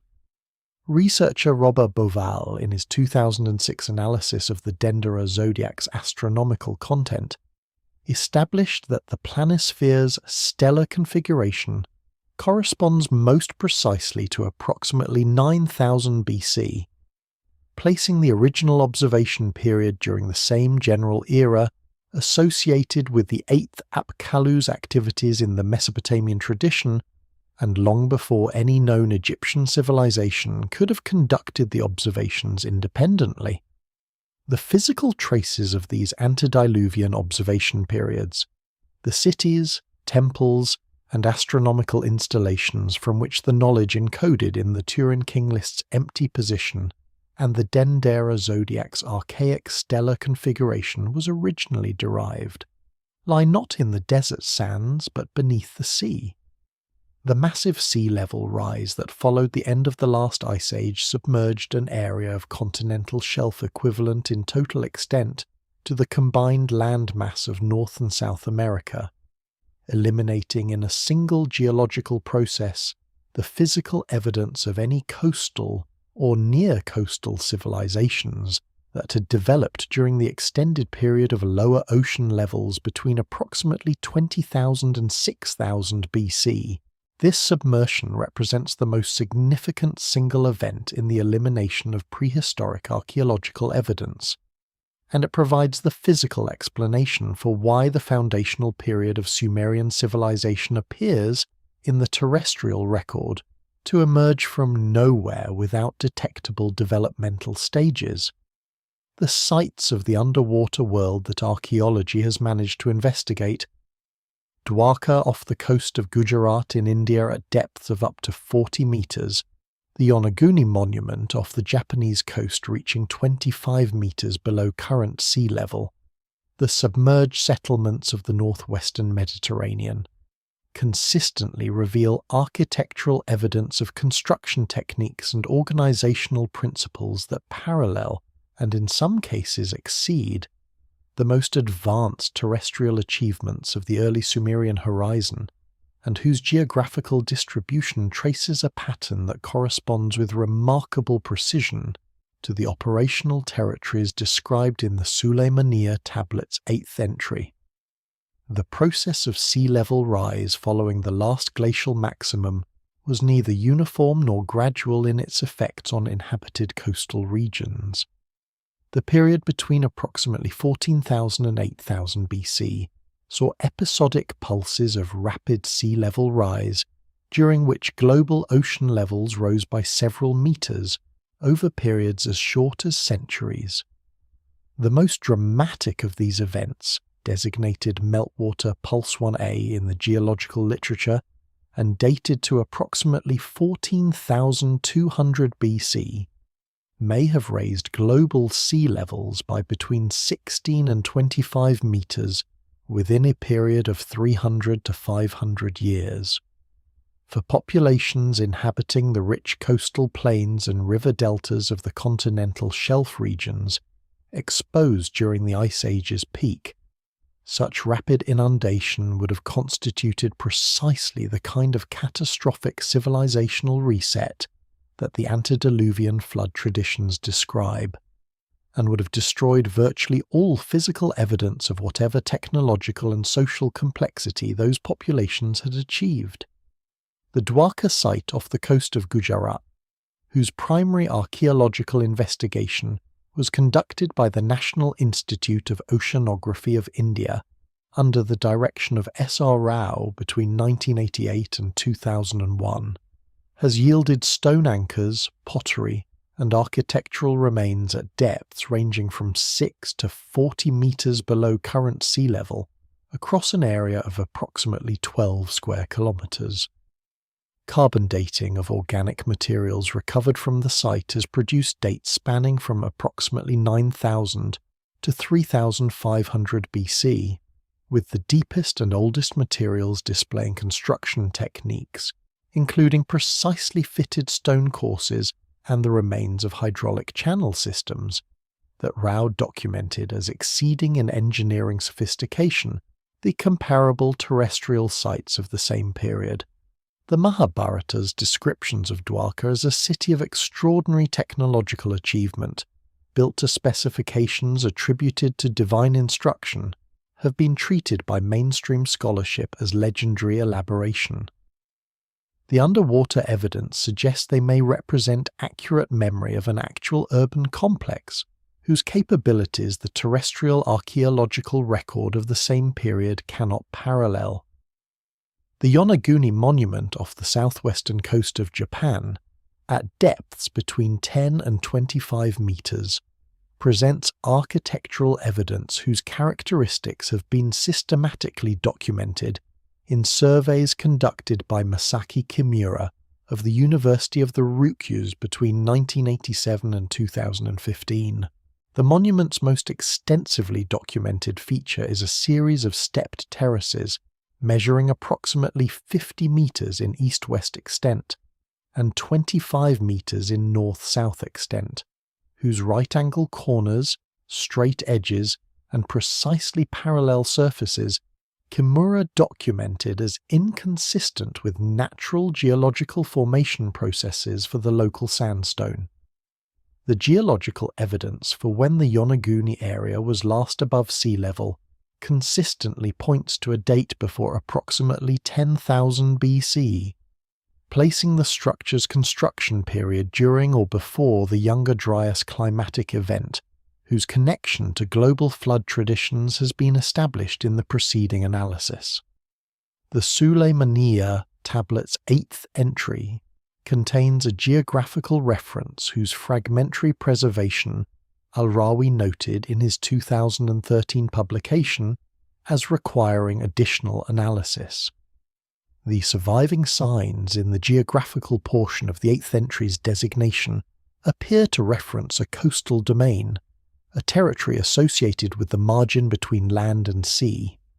That the specific sign combination, when examined against early Sumerian geographical terminology, is consistent with reference to a territory that was coastal during a period when sea levels were lower than at the time of the text's composition. The geographical domain attributed to the 8th, Apkallu, may not have been a territory accessible when the tablet was written, but a territory that had existed before the flood, that the Sumerian tradition identified as the defining boundary of the antediluvian world. A maritime domain now submerged beneath the waters, whose rising the 8th Apkallu keeper of the record of civilizational cycles, would have been uniquely positioned to anticipate and prepare for the preparation for civilizational catastrophe. The systematic preservation of essential knowledge in forms capable of surviving catastrophic disruption is precisely what the ancient initiatic traditions claim to have inherited from the most ancient sources. The mystery school traditions of the ancient world developed in explicit response to a perceived problem: the fragility of knowledge in the face of political disruption, civilizational collapse, and institutional destruction. The Eleusinian mysteries at Eleusis near Athens operated continuously for approximately 2,000 years, from roughly 1450 BC to 392 AD, making them one of the most enduring educational institutions in human history, and their success in preserving specific categories of knowledge across political upheavals, cultural transformations, and military disasters provides a documented model for understanding how ancient knowledge preservation systems functioned across extended time periods. Within the Eleusinian tradition, and within the parallel systems of the Babylonian temple schools, the Hermopolitan priestly colleges, and the later Pythagorean and Neoplatonic academies, there exists a consistent and largely unremarked structural feature. Each of these traditions preserves a category of teaching that its initiates describe as the most ancient knowledge explicitly distinguished from the wisdom attributed to any named founder of the tradition, and traced instead to unnamed sources of extreme antiquity, whose identity the highest levels of initiation were said to reveal. The Eleusinian mystery's operational structure has been reconstructed from archaeological evidence from the sanctuary, scattered references in ancient literary sources, and the architectural analysis of the telesterion, the great initiation hall whose successive rebuilding phases document the growing institutional scale of the mysteries across their history. The telesterion, in its final form, constructed under the direction of Iktinos, the architect responsible for the Parthenon, in the 5th century BC, measured approximately 52 meters on each side and could accommodate several thousand initiates simultaneously. The building's acoustic properties, documented by engineer Nico de Clercq of the Georgia Institute of Technology in a 2007 analysis, demonstrated that the interior space created specific standing wave patterns at frequencies associated with the human voice's lower harmonics, patterns that made speech audible throughout the interior while creating zones of acoustic isolation preventing transmission to outside observers. The initiation process was divided into stages whose specific content was protected by oaths of secrecy, so effectively maintained that no classical author provides a direct account of what occurred in the telesterion during the Great Mysteries. What survives in the literary record is a consistent description of the transformative effect that initiates emerged from the experience fundamentally changed in their understanding of the nature of existence, death, and the relationship between human and cosmic cycles. Plato, Aristotle, Cicero, and Marcus Aurelius all sought Eleusinian initiation, and their writings consistently describe the experience as providing direct insight into truths that conventional philosophy could only approach obliquely. Truths that the internal evidence of their philosophical systems suggests encompass precisely the domains associated with the 8th Apkallu, the mechanics of cosmic cycles, the relationship between catastrophic destruction and civilizational renewal, and the knowledge of how to preserve essential wisdom across the intervals between successive orders of civilization.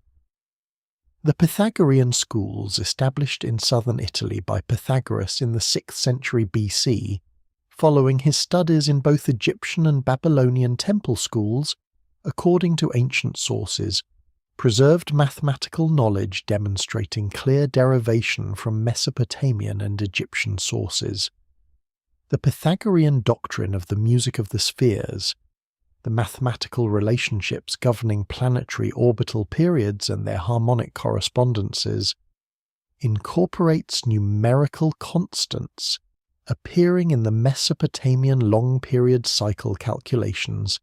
associated with the 8th Apkallu's knowledge domain. The Pythagorean tetractys, the triangular arrangement of 10 points serving as the central symbol of Pythagorean cosmological teaching, encodes in its dimensional relationships the same precessional constant that Ficker identified as the deep cycle architectural proportional system in Mesopotamian temple foundations. The mystery schools did not independently discover this knowledge. They preserved it through carefully structured initiatic transmission from sources whose antiquity their own most advanced teachings acknowledged as predating any civilization whose memory had survived into the historical period. The chain of remembrance that the 4Q211 fragment describes as the 8th figure's special charge had found institutional expression in every major initiatic tradition of the ancient world, all of them maintaining fragments of a tradition whose complete form the Mesopotamian scribal institutions had decided,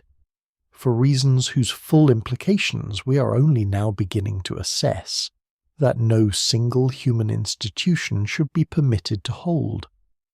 The fragments preserved across those initiatic traditions point toward a body of knowledge that was not merely philosophical or astronomical but practical,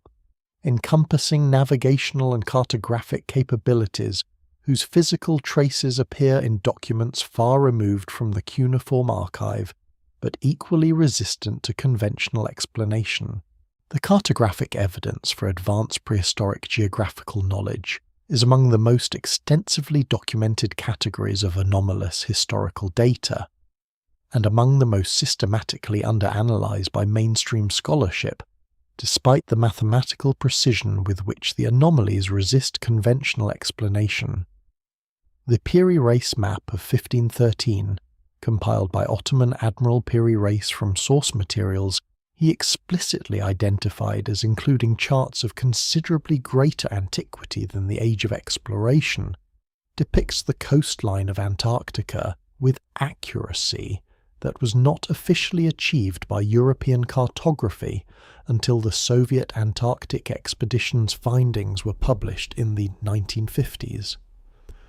Within the specific corpus of ancient and medieval maps that bear on the question of suppressed prehistoric knowledge, there exists a subset whose anomalies cluster around a specific geographical region, the same region associated in the Suleymaniya tablet's 8th entry with the operational sphere of the erased Apkallu, and whose accurate depiction of coastal features, river systems and topographic details in that region implies access to survey data that could only have been produced during periods of lower sea level, placing the original mapping activities squarely within the Antediluvian timeframe the Cuneiform sources describe. The Piri Reis map is preserved in the Topkapi Palace Library in Istanbul. Admiral Piri Reis noted in marginal annotations that he drew on approximately 20 source charts, including documents that the admiral described as deriving from the time of Alexander the Great. The map's depiction of the South American coastline demonstrates accuracy in longitude placement that would not be achievable through the navigational instruments available in the Age of Exploration. Accurate longitude measurement requiring precise timekeeping technology not developed until the marine chronometer of the 18th century. This accuracy implies that the source materials employed a navigational methodology unknown to 15th century sailors, or that they derived from an era when astronomical observation techniques consistent with the advanced celestial mechanics. Knowledge attributed to the 8th Apkallu were in routine navigational use. The Antarctic coastline depicted on the Piri Reis map corresponds to the subglacial topography of the Antarctic landmass, the coastline as it would appear beneath the ice sheet, rather than the ice-covered surface visible to modern observers. The accuracy of this depiction was established by comparison with results of the 1949 seismic survey conducted by the Swedish-British-Norwegian Antarctic Expedition, whose analysis by British Antarctic Survey geophysicist Andrew Palmer in a 1953 report to the International Cartographic Congress first formally documented the correspondence between the Piri Reis coastal features and the subglacial profile. The subglacial Antarctic coastline was last above sea level approximately 6,000 years ago, placing the original mapping activities during or before the period of the 8th Apkallu's documented presence in the Mesopotamian tradition. The cartographic anomaly connecting most directly to the 8th Apkallu's geographical domain attribution in the Suleymaniya tablet is not the Antarctic depiction, but a cluster of features appearing on several medieval Portolan charts that consistently depict the Persian Gulf region with coastal detail inconsistent with sea levels of the historical period.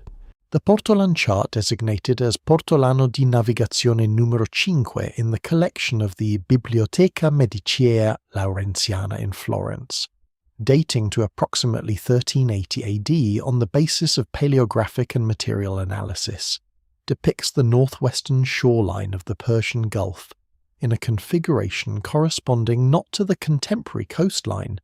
but to the bathymetric contour at approximately 40 meters below current sea level. The approximate shoreline of the Persian Gulf as it would have appeared between 8000 and 10,000 BC, when the Gulf remained partially exposed following the last ice age.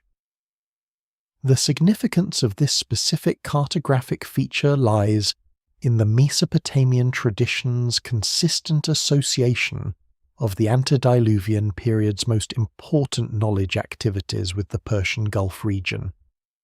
The Abzu, the freshwater subterranean ocean from which Enki's wisdom was derived, corresponds geographically to the freshwater river system that would have flowed through the exposed Persian Gulf basin during the Antediluvian period, its waters eventually reaching the open ocean at a point considerably further south and east than the modern Shatt al-Arab. The 8th Apkallu's partial geographical designation in the Suleymaniya tablet, when read against the vocabulary of early Sumerian coastal geography, most plausibly refers to the shoreline of this antediluvian gulf, the operational base for navigational activities requiring precisely the kind of comprehensive maritime cartographic knowledge preserved in the anomalous Portolan chart features. The Orontius Phineus map of 1531 provides a second Antarctic depiction, whose accuracy in portraying interior geographical features, mountain ranges and river systems corresponding to subglacial structures identified through modern ice-penetrating radar surveys, demonstrates that the Piri Reis depiction was not an isolated anomaly, but represented a cartographic tradition with access to comprehensive surveys conducted when Antarctica was either ice-free or only partially glaciated. The convergence of this cartographic evidence with the astronomical, architectural and textual evidence assembled throughout this investigation creates a coherent geographical picture of an antediluvian civilization whose operational sphere corresponded precisely with the domain attributed to the 8th Apkallu, and whose comprehensive knowledge of global geography was preserved in fragments across multiple independent traditions, because one figure was specifically charged with ensuring that it would be. The cartographic evidence establishes the geographical scope of the 8th Apkallu's operational domain. The physical artifacts recovered from archaeological contexts worldwide establish the technological capabilities that domain encompassed, because the category of objects whose manufacturing sophistication cannot be reconciled with their depositional context consistently displays characteristics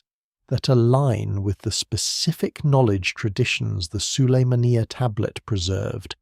and the Mesopotamian scribal world spent 6 centuries attempting to suppress. The archaeological category designated as out-of-place artifacts,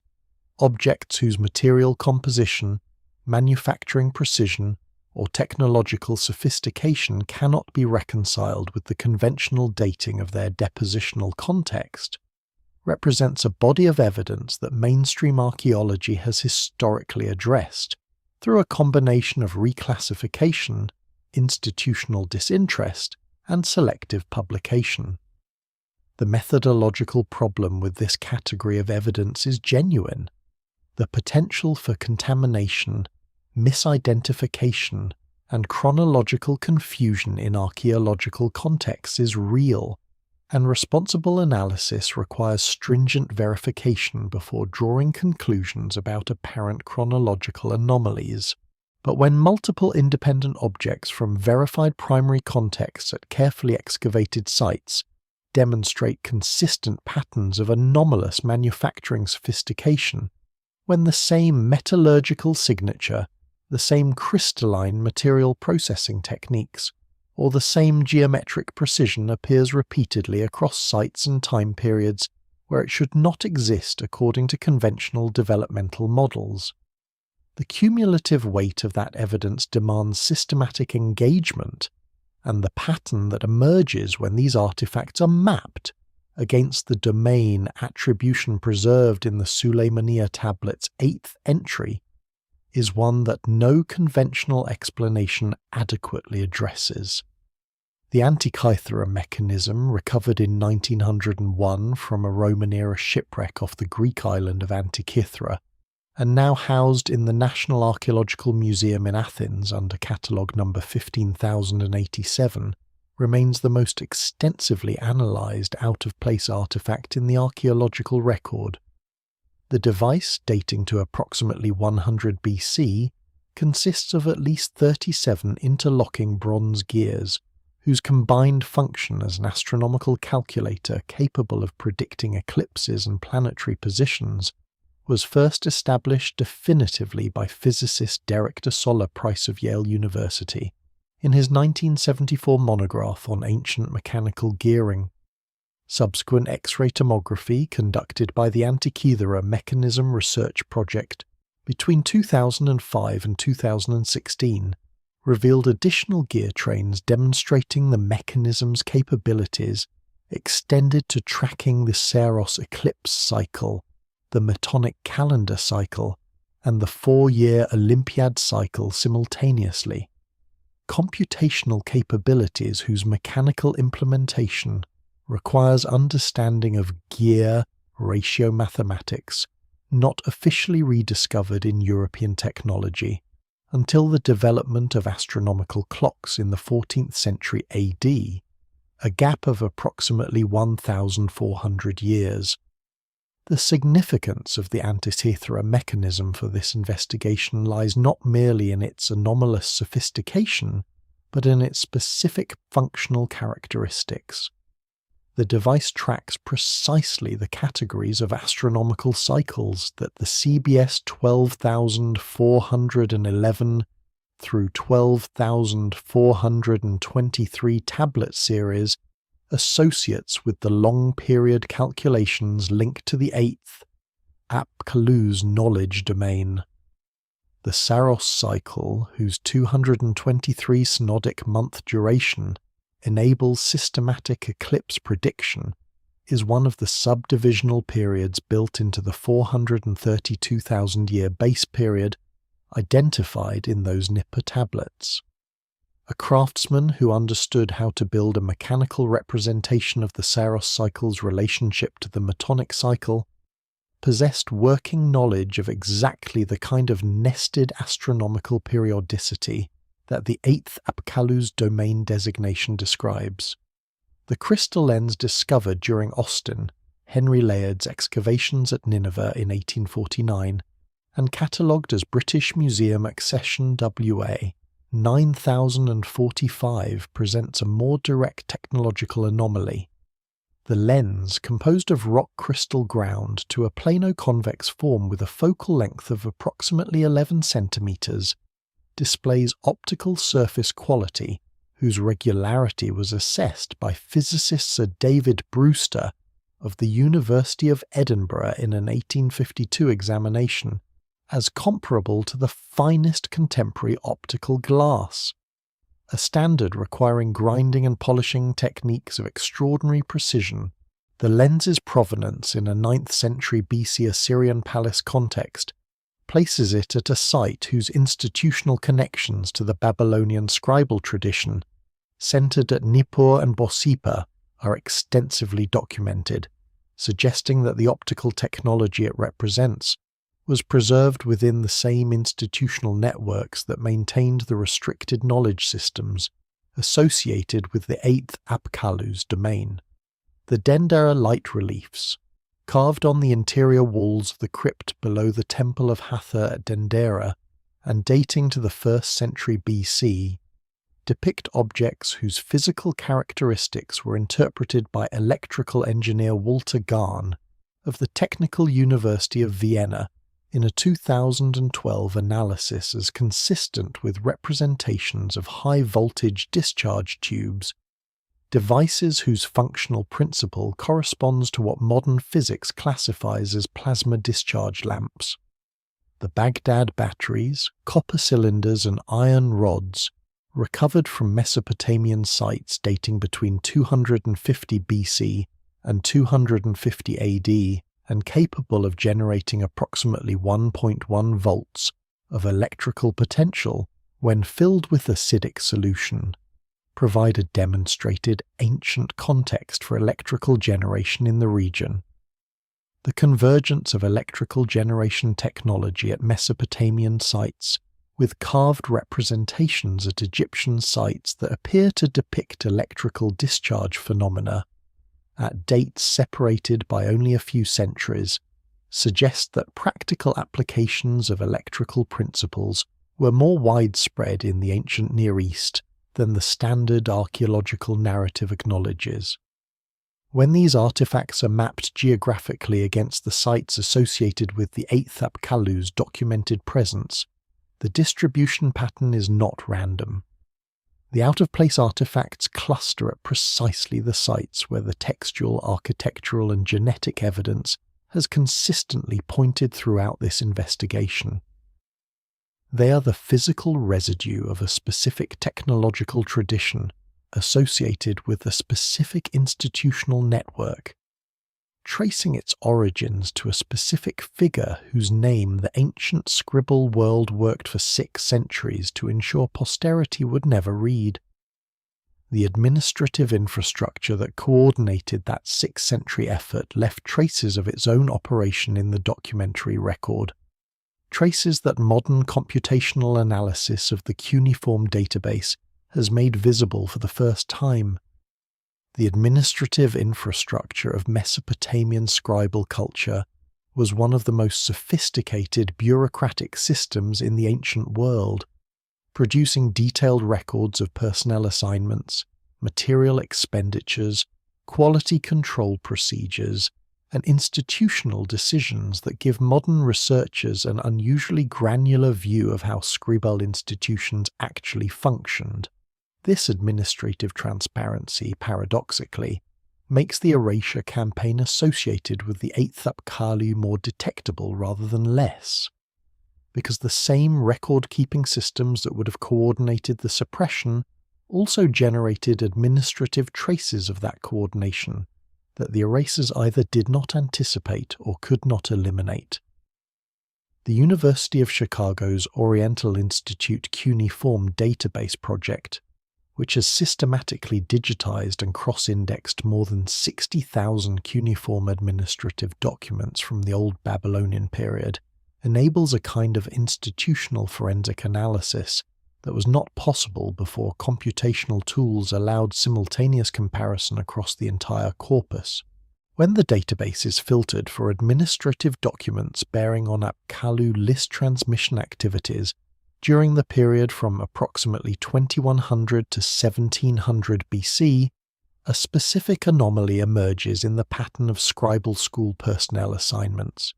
an anomaly that Assyriologist Niels Hiesel of the University of Würzburg flagged in a 2017 database analysis as consistent with a standing institutional directive maintained across multiple administrative generations.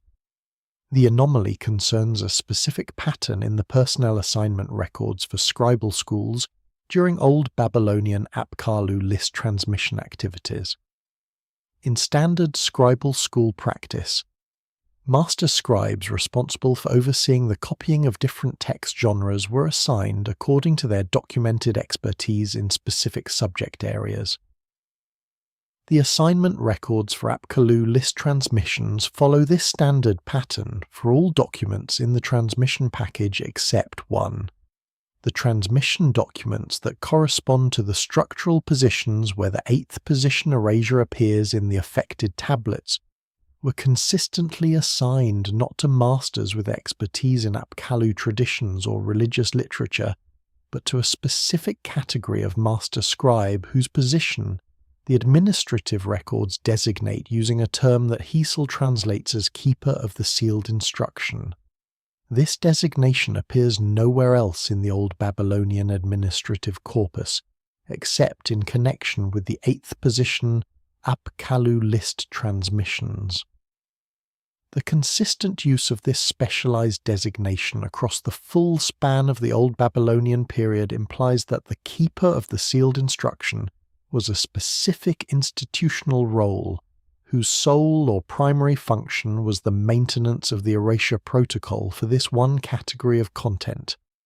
An institutional role requires training, succession, and the transmission of specific knowledge and procedures from one occupant to the next. A keeper of the sealed instruction would need to know not only what was to be suppressed, but why. Would need access to exactly the knowledge being suppressed in order to recognize it and ensure its elimination. The logical structure of the suppression role implies that within the institutional hierarchy of the Nippur scribal school, there existed at any given time at least one individual who possessed complete knowledge of the 8th Apkallu's identity, domain, and significance. Knowledge that was being withheld from the rest of the scribal world precisely because its holder understood what it meant. The succession of the keeper role across 6 centuries, surviving the Kassite transition and the wholesale replacement of Babylon's ruling class,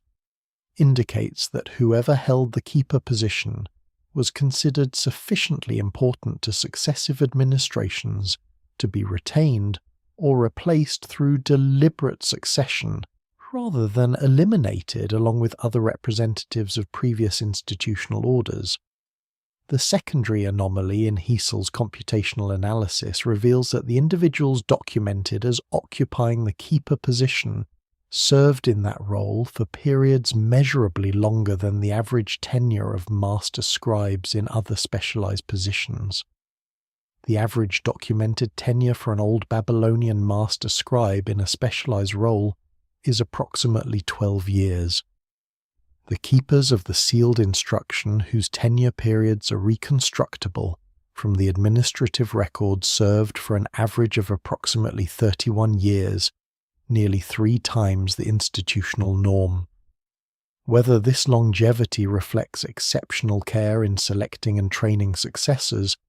or access to the life extension techniques associated in the Mesopotamian tradition with Apkallu heritage,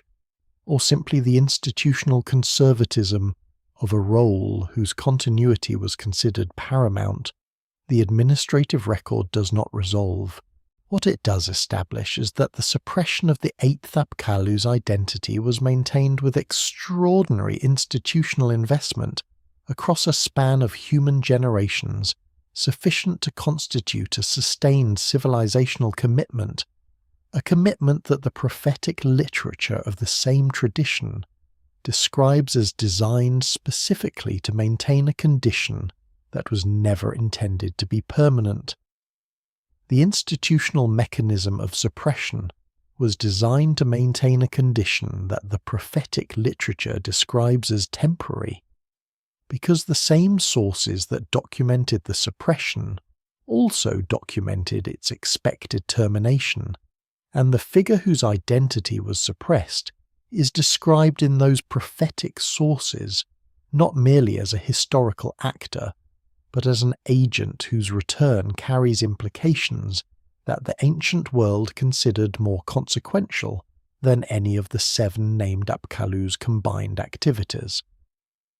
Among the most frequently recurring motifs in Mesopotamian prophetic literature is the concept of divine return, the eventual reappearance of the Anunnaki and their associated knowledge bearers following a period of withdrawal that the texts themselves consistently describe as temporary and purposeful rather than permanent. The prophetic framework governing these return expectations is not vague or metaphorical, but embedded in specific astronomical calculations tied to the 3,600-year orbital period the Sumerians called the Sa, and associated with the celestial domain of the senior Anunnaki leadership. Within this framework, the return of the individual sages, the Apkallu, is described in multiple tablet series as preceding the return of the ruling Anunnaki themselves,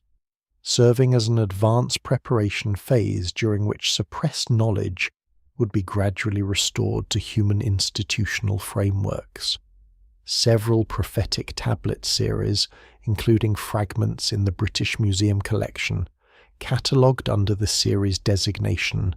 BM 78,491 through 78,497,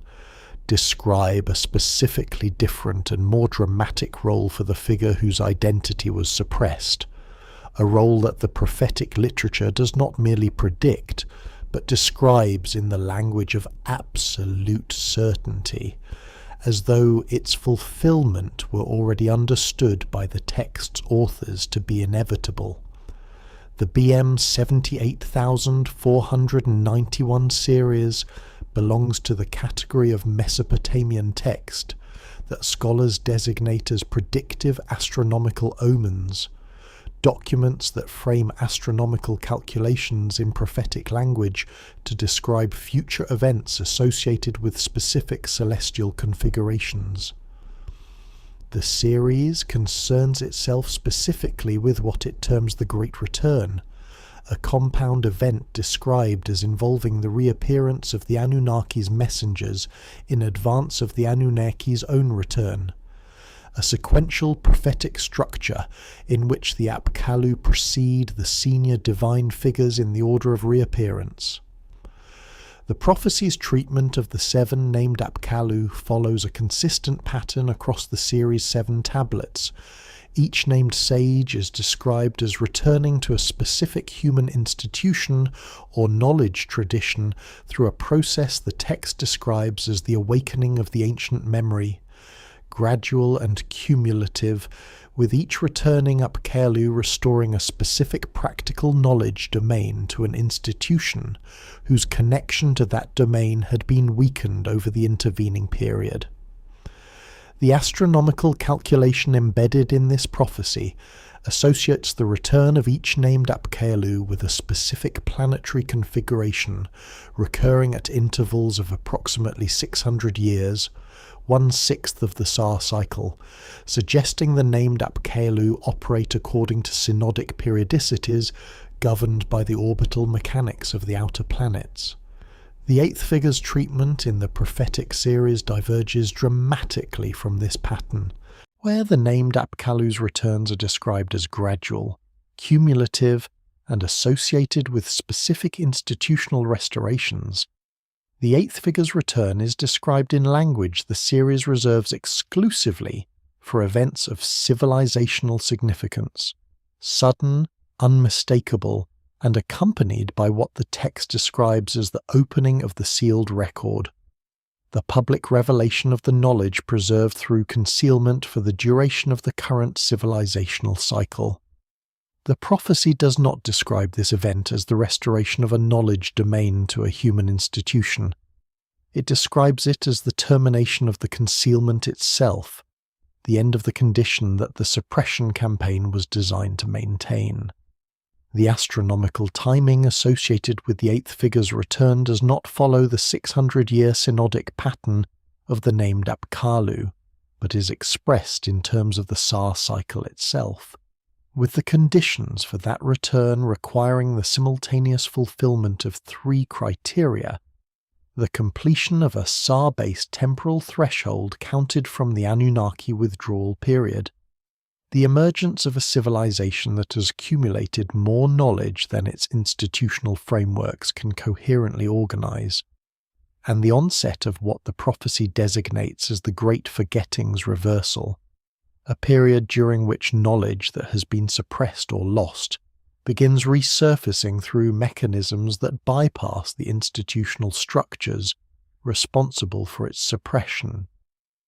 The concept of cyclical civilizational development, of humanity as a species that has achieved advanced technological and social organization, collapsed through catastrophic events and rebuilt across multiple iterations spanning tens of thousands of years, appears with mathematical precision in traditions as geographically and culturally separated as the Sumerian Antediluvian king list, the Hindu Yuga system, the Hopi World Age tradition, and the Mayan long count calendar. The convergence of these independent chronological frameworks on similar temporal scales and structural patterns of rise, collapse, and renewal constitutes a category of evidence that cannot be adequately explained by conventional models of independent cultural development. Each tradition assigns different immediate causes to the successive civilizational collapses, but each preserves the structural principle that the current human civilization is not the first, and that the knowledge necessary for its continuation was deliberately preserved by specific agents who survived or anticipated the catastrophes that ended previous iterations. It is within this framework of cyclical civilizational development, and specifically within the mathematics of where the current iteration sits within the long count of human iterations, that the identity and domain of the eighth Apkallu becomes not merely an archaeological mystery, but something that the ancient sources themselves describe as urgently relevant to the specific historical moment we currently occupy. The Sumerian king list's Antediluvian section records 8 kings who governed before the flood, 8 supported iterations of human civilizational development, each overseen by one of the 7 named sages in advisory capacity, while the 8th maintained the continuous record of cycles across all 8 administrations. The post-Diluvian section then documents the reconstitution of human civilization from its flood-surviving remnants, a reconstitution that, in the king list's own cosmological logic, represents the beginning of a new iteration, which in the Sumerian base 60 mathematical framework corresponds to a transitional period at the threshold of a new phase of the civilizational cycle. The Hindu Yuga system, when examined against the mathematical relationships established throughout this analysis, encodes the same cyclical framework through different numerical conventions. The 4 yugas, Satya, Treta, Dvapara, and Kali, span a total of 4,320,000 years in their standard formulation, encoding the 432,000-year base period as a factor of 10. The current Kali Yuga, whose traditional commencement date of 3102 BC corresponds within decades to the emergence of Sumerian urban civilization, is described in the Bhagavata Purana as the final phase of the current civilizational cycle before cosmic renewal, a period characterized by the degradation of institutional knowledge, the suppression of spiritual wisdom by material concerns, and the accumulation of technological capability without corresponding wisdom. The description corresponds with precision to the condition that the Mesopotamian prophetic literature describes as the civilization that counts beyond its own memory. The Mayan long count calendar's terminal date of the 21st of December, 2012 AD is frequently misunderstood as a prediction of civilizational destruction, a misreading that Mayan scholars including David Stewart of the University of Texas at Austin have consistently corrected in academic literature. The terminal date marks the completion of 13 backtunes totaling 5,125 years from the calendar's zero date. 13 backtunes is precisely 1/5 of the 25,625-year precessional period, connecting the Mayan long count directly to the precessional mechanics that the Eridu Foundation plaques, the temple architectural proportional system, and the astronomical alignment evidence have consistently identified as the mathematical framework underlying the 8th Apkallu's knowledge domain. The significance of the 2012 completion date in the context of this investigation is not that it marked a catastrophic terminus, but that multiple independent chronological traditions, the Mayan long count, the Hindu Kali Yuga, and the Mesopotamian Sar count from the Anunnaki withdrawal, converge on the same broad temporal window as a period of transition between civilizational cycles. What the complete evidence assembled throughout this investigation reveals is not a theoretical framework built on speculation or selective reading of ambiguous sources. It is the systematic documentation of a deliberate institutional decision made at the dawn of recorded history to withhold from the public record a specific category of knowledge about the cyclical nature of human civilizational development and the forces that govern its transitions. That decision was made by institutions that understood what the knowledge meant, considered its unrestricted circulation dangerous in ways we can only partially reconstruct from the evidence that survived the suppression, and embedded their decision in the administrative protocols of scribal schools, the structural logic of foundation myth traditions, and the architectural proportions of sacred buildings across multiple cultures simultaneously. The Suleymaniya tablet is what survived of what they suppressed. Its 8th entry carries a name that was scraped from 47 other tablets, but the 4,000 years of institutional effort could not entirely erase. A name that belongs to the figure whose knowledge domain encompasses the mechanisms by which civilizations rise, sustain themselves, fail, and begin again, and whose return the most ancient prophetic literature in human possession describes not as a possibility, but as an inevitability, tied to conditions that the evidence before us suggests have been met in the present moment. The chain of remembrance was never broken. It was only hidden, and the question that the convergence of this evidence now forces us to confront is not whether the 8th Apkallu's knowledge will resurface, but whether the civilization that receives it will prove itself capable of using it more wisely than those who came before.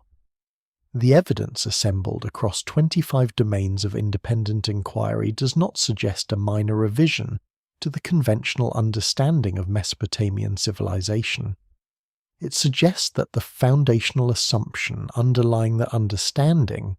that human civilizational development follows a single linear trajectory from primitive origins toward increasing complexity, is structurally incompatible with what the physical and documentary record actually contains. The Cuneiform tablets scraped clean by institutional mandate across 6 centuries, the single provincial document that escaped, the archaic linguistic signature placing the 8th entry at the very origin of the written record,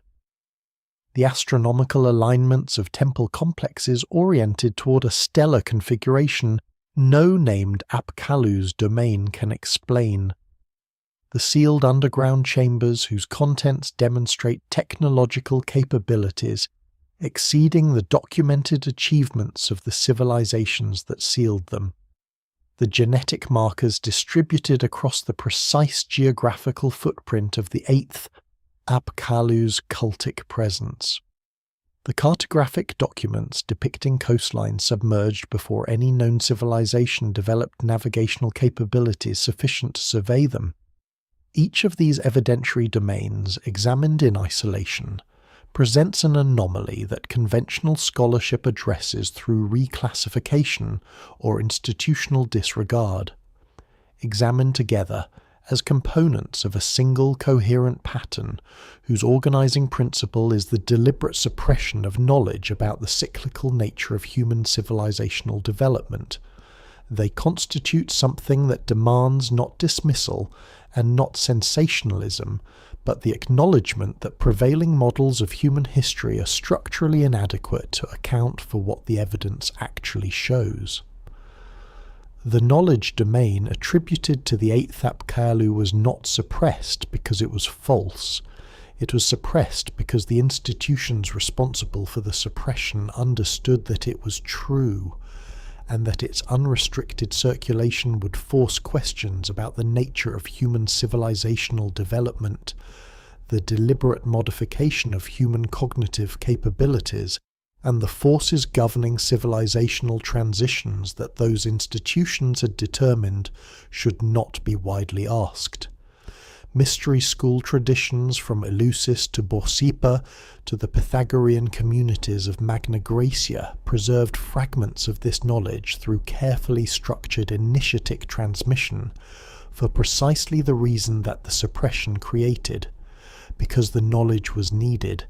and because the catastrophic transitions it described do not wait for institutional gatekeepers to decide the time is appropriate for its release. The convergence of Mayan long count completions, Hindu Kali Yuga calculations, and Mesopotamian Sar count projections on the contemporary era does not predict a specific catastrophic event. It identifies a specific type of civilizational condition, the accumulation of technological capability in excess of institutional wisdom, the resurfacing of suppressed knowledge through channels that bypass gatekeeping structures, and the approach of the astronomical and geological configurations that previous cycles recognized as transitional thresholds. Every one of those conditions is demonstrably present in the civilization that has now recovered enough of the ancient record to recognize them. The name on the Suleymaniya tablet survived 4,000 years of institutional effort to ensure it would not be read. The question that survival places before us, the same question that every previous civilization eventually faced and did not successfully answer,